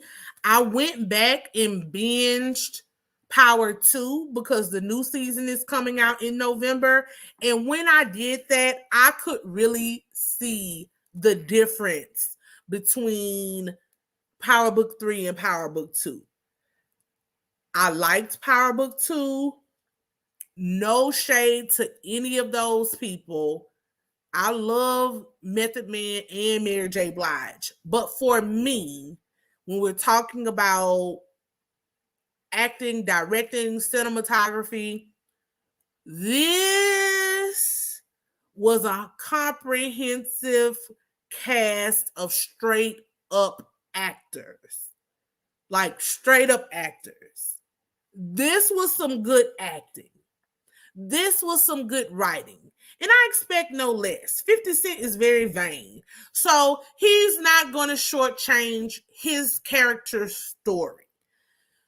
When I go back and watch Powerbook 2, Method Man and Mary J were trying their best, but it left a lot to be desired writing and acting wise. Like I could really... Foreshadowing is a good thing, but for me, Powerbook 2 was really predictable. Powerbook 3 had its kind of predictable moments, but it had some darn good acting, like really good acting. And so for what it was, I really, really liked this season. I like all of the characters. Now, the question for next season is Detective Howard going to make it? I personally think he's going to make it. The real question is, if he makes it, will he, quote unquote, snitch on his son? Will he tell on his son and get his son locked up? Or is he going to go along with the framing of Unique? It's going to be interesting to watch it play out. Now, one thing that I do want to say, because I missed so many episodes from reviewing this, but y'all, like, I think it was in episode 8, before they showed up to shoot up Lulu's house and drop those Molotov cocktails, RHOP called Lulu and told him batter up. That's their signal for when she's ordering somebody to be taken out, right? Now, in that episode, she had gotten into it with Marvin because she learned about Kanan being at the stash house and all the different things that they were doing behind her back. And she put Marvin out of the game. This is just me. She told Marvin to bring the stash to Lou's house. This is just me in my probably over analytical ways. I think Rock was ordering for Marvin to be taken out. But Lou was drinking. He was vibing out to his music. He was like, I'm off tonight. And so when everything happened and it all went down, Marvin was there to save him, which, then gets him back in the good graces of Rock because she literally has no other, she needs him at this point. She needs a soldier. She needs somebody who just gonna go in and be a shooter. But I low-key think that she was telling her brother to take Marvin out, her other brother out. I really do think that. Also, when they showed, I think that was in episode 9, when she was like in church and they show her mother, that made me really interested. I know we can't have a raising everybody, but it really made me want to know more about Rock's backstory, because her mama was acting way too high and mighty for 3 of her kids to be in a dope game, unless Lou and Marvin aren't her children as well. Like, she was acting real too sadiddy for all, you might lose one of your kids to the street, 2 of your kids, but all of your kids in the streets, and you're acting like nothing ever happened, it's not your fault. You need to take that up with yourself and God, or whatever she was telling Rock. It was really interesting. I want to see what's going to happen with Zavina, since she's now in foster care. And her and Symphony. I'm in this like power group on Facebook, and people really don't like Symphony. They do him like they do Regine. They call that man anything but Symphony. People were calling him synonyms, synonymous, silly putty. Like, they call him everything, but I really like Symphony. And I knew that Rock was going to need him. And I also like that he gave her the heads up about Tony. I don't think Tony gonna make it too far into next season. Marvin has to get out of jail and help Rock continue running the city. So that witness in Tony is gonna disappear. That's just my prediction. And of course, Jukebox and everybody else. It was hard to watch that episode and the confrontation between Jukebox and Marvin. Really hard thing. Again, something that we have to work on in our communities when our children don't lead a lifestyle that we kind of disagree with. But yeah, y'all. So great episode. I want to see how it goes. Pretty Mrs. G says Powerbook 3 was better overall. Yes. Do you watch Black Mafia Family BMF? It's good. Hey, sis. Yes, I talked about this earlier in the episode. I do watch it. I won't be reviewing it. It's okay for me so far. It's just moving really slow. So I hope it picks up. I will continue to watch it. I have Stars. There's not a lot of good TV on right now. So I'm definitely going to watch it, but I won't be reviewing it. Pretty Mrs. G says he will not snitch because he needs Kanan. Yep. He needs that bone marrow. So yeah, it was really good. Kudos to Courtney Kemp, 50 Cent, everybody behind Raising Kanan. Kudos to these actors and actresses. They gave some really good television, and I am here for it. Prosperity Thick Girl 40 says it happens in real life though. Some church folk think they did nothing wrong and their children just took the wrong path, although they did all they could. When reality, they didn't. Yes. Some people in different groups that I'm in was like, I don't remember them saying that on the show, but they were saying that the mama was actually an addict back in the day too, or either in the dope game herself, which I could see that. But yeah. So I'm gonna drop this link for a quick second, even though I've been on here already way too long. But y'all, if you have some comments on any of the shows that I've talked about, or just generally want to chat, jump in for a quick minute. I'll talk for about 15, 30, if anybody is up to it. If not, we're gonna get out of here. But yeah, so let me give you, like I said before, I love seeing our people represented on television. I just want us to have a little more variety. And the people who are on these reality shows, I wish that they would kind of be assertive and stand up for themselves and not buy into all of this constant drama, fighting, arguing. Black women are way more than that. And it's getting to a point for me, the shows just aren't enjoyable anymore. So I'm definitely going to finish out Real Housewives of Potomac this season. I'm going to finish out Love and Marriage Huntsville. I am going to pick up on Power 2 when it comes back on. Black Love next, not Black Love, Ready for Love next week is coming back. And Insecure. I love Insecure. Have been watching it since season 1. Have been watching Issa Rae since she was on YouTube with Misadventures of Awkward Black Girl. So I love that show. You can definitely count on me to review those. But I also, as I've said before, this channel will not just be a review channel. So I am working on some things behind the scenes. I'm putting some stuff together. I know you all have asked me in the past about panels and collaborations. And as I've said before, no shade or offense to anyone, but I have learned lots of lessons in my introduction to actually being a creator on YouTube.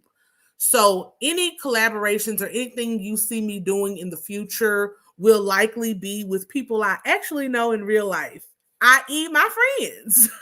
So I do have some plans. I'm developing some ideas for some panel type, group type discussions with my friends on different topics. I'm also thinking about some other things that I want to do. And I'm going to do more pre-recorded videos on just different topics. And I haven't forgotten about the Ask Plez. You all really wanted me to do that. So I'm going to do the Ask Plez. You all can submit your questions, your scenarios, whatever you want me and my unfiltered opinion about, and I will definitely give you that. I just really have to work out a schedule that is conducive to work. So as I said before, work was a lot. We had a lot of changes. We were kind of short-staffed. Now we have new people. And so hopefully my obligations will be changing a little, and I'll have more time to really be on YouTube and make this channel and this space what I want it to be for me and for us as a community of people who are about purpose, passion, growth, and walking in your power. That is what Scared of Beautiful is about.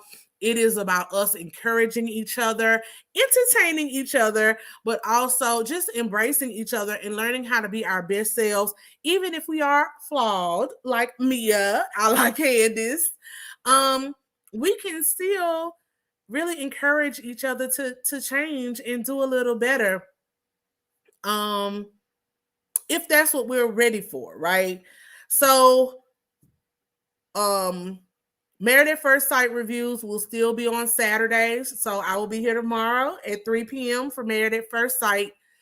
And the grab bag is going to move to Mondays, because that way I can cover everything that I've watched that I want to cover over that weekend. Because when Ready to Love comes back on, it usually comes on Fridays. So there'll be Friday, the other own stuff on Saturday, and then Housewives on Sunday. That way I'm current and up to date on the current Housewives episode instead of, doing it on Sunday and talking about the previous Sunday's episode when the new episode is going to come on at 7 p.m. Right? So, let me see. Shayna McGee says organized crime is the girl. It is so good. And I was wondering how they were going to do it since last season was primarily Stabler going up against Dylan McDermott's character as a crime boss. And so now, so far this season, they have turned it into Stabler being deeply undercover in this whole Albanian organized crime boss crime ring thing. I'm really enjoying it so far. They are really stringing out this thing with Olivia and Detective Stabler. We all knew back in the day they worked so closely together. Everybody thought that they may have crossed the line. We don't really know if they ever did. I don't think they did, but probably emotionally they did. So that's been interesting to watch. Like I said, our kind of people, I've been watching it, but it's something about Lee Daniels and his writing and things I'm going to try to stick in because I really do love Yaya and Marsh Chestnut. But like I said, it's giving me very much Dynasty. The big slaps and cutting your hand and wiping it on the check and burning the check up and throwing it in his glass. It is giving drama. But yeah. Raquel says, Plez, you would have loved this season of Big Brother. It was literally the only reality show that was worth watching this year. The representation was A1. So I saw the periphery of it. I may go back and watch it because one reason why I quit watching Big Brother is because it was clearly racist. Like they would only put one or two black people on there, and the one or two black people would always get voted off pretty much first. So I quit watching Big Brother years ago. But I was happy I saw people reporting about the cookout, the 6 black people this season, and they made that alliance. I saw that it was, I think, a fellow lawyer who won. But yeah, I hadn't watched it in so many years. So Cassandra says, are you going to do a membership? I am. I have not dropped it yet because I believe in giving people what I say I'm going to give them. And I didn't want to do it when I wasn't in a place where I could be as consistent as I want to be. So I am going to have memberships. I've actually already said, it's actually been set up. I just haven't cut it on. I set it up. I did some of my initial emojis. Like I told y'all, I like to design things on my own. So I've designed some cute, what I think are cute emojis. And I'm really trying to figure out what I want to do as far as like the upper levels in terms of members only videos. And what I want to bring to you all. Now, again, just to set expectations, I'm a nerd and I really am on this journey of professional and self-development. So like one idea I think I'm going to do is let me not get ahead of myself and give my ideas before they are ripe. But to answer your question, yes, I plan on doing a membership. Can you add organized crime to your roundup? Absolutely. Are y'all interested in that?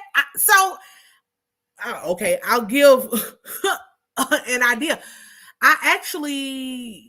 If y'all are interested in that, I can definitely add organized crime. I just didn't know if enough people liked or watched this kind of stuff. There's another reality show that I absolutely love that I am thinking about covering, but that would probably be one of my members only offerings because I get really geeked out when I watch this show and I get very technical and down the rabbit hole. And I know everybody doesn't necessarily like that or want that. So, but yeah. Prosperity Thick Girl 40 says, do you have to have your camera on? Yes, sis. But actually, girl, it's 3 minutes and 45 seconds. I'm about to I'm 3 hours and 45 seconds. I'm probably about to get out of here. DGF 627 says, I stopped watching Big Brother US because of the racism, but this season, woo child. Okay. Y'all gonna have me go back and rewatch this. Cassandra Hernan says, I'm so glad we will get more content from you. Love your energy. Thank you. And I want to offer you all more content. Like I said, I really want this to be a thing, a really good community of people. I'm not a person that's worried about, I'm not going to chase numbers and do all the trending topics and content just because I know it'll grow my channel or give me more viewers. I'm not, like I told y'all before, and when I started commenting on shows, I like the show. So I don't really get into the gossip of it. I don't get into what somebody is doing on Twitter, what somebody is doing on Instagram. I'm not that interested in none of these people. I likely would not hang out with any of them in real life, except maybe Karen and a scholar. And that's it on Real Housewives of Potomac. I would probably hang out with Kimmy on Marriage in Huntsville, maybe even Destiny, but that's about that. It on that. Yeah, so I don't care to follow the rabbit hole of what they're doing. But there are lots of channels that cover that. And if you like that, please, y'all, support Black content creators and even white ones if that's what you want. But I am here for our people and them doing what they do. The representation is important. Our voices are important. And even though right now I don't like the way that they are going, I do not like when people make the argument that Black people shouldn't act like this on television. I don't think it should be out of balance. But if the other people can throw wine and do whatever, then at the end of the day, trash TV, quote unquote, is trash TV. We should not be held to these standards of perfection, and it's just not realistic. But there should be a balance between the drama and more positive things. I haven't even I really liked Salt Lake City last season. I watched one episode this season and have not watched it since.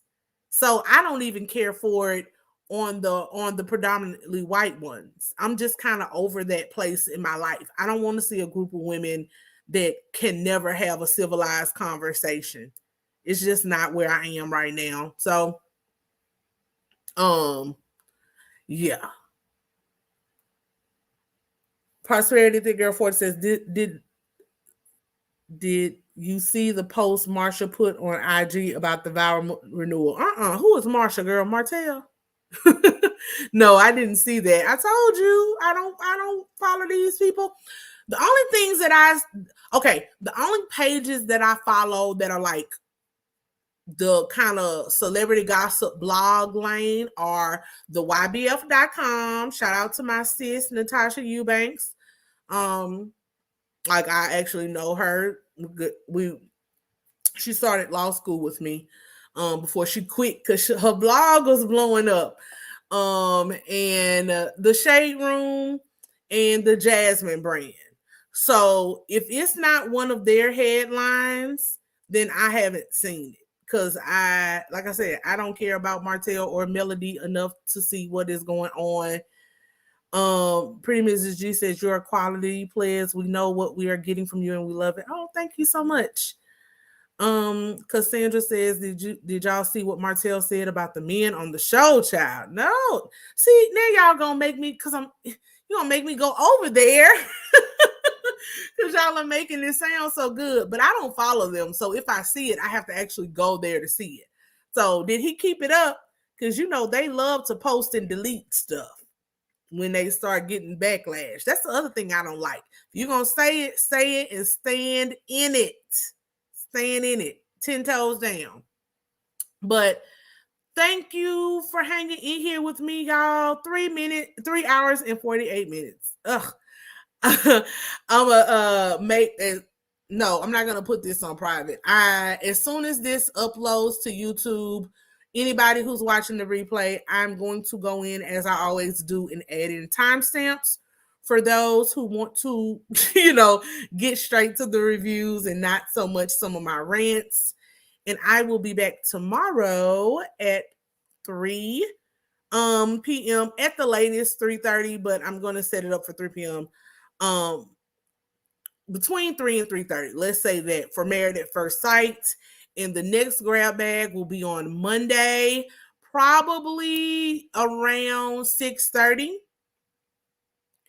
And we'll go from there. But thank you for supporting me. Thank you for hanging in. I do apologize for not being as present and active as some may want me to be, but it will definitely get better. I'm going to buckle down and get a schedule so that I can be consistent and give you all content that you like, but also content that I like and that I'm passionate about, which is a good mix. So it'll be a little bit more than just reality show reviews. I hope you will like it and that it resonates with you.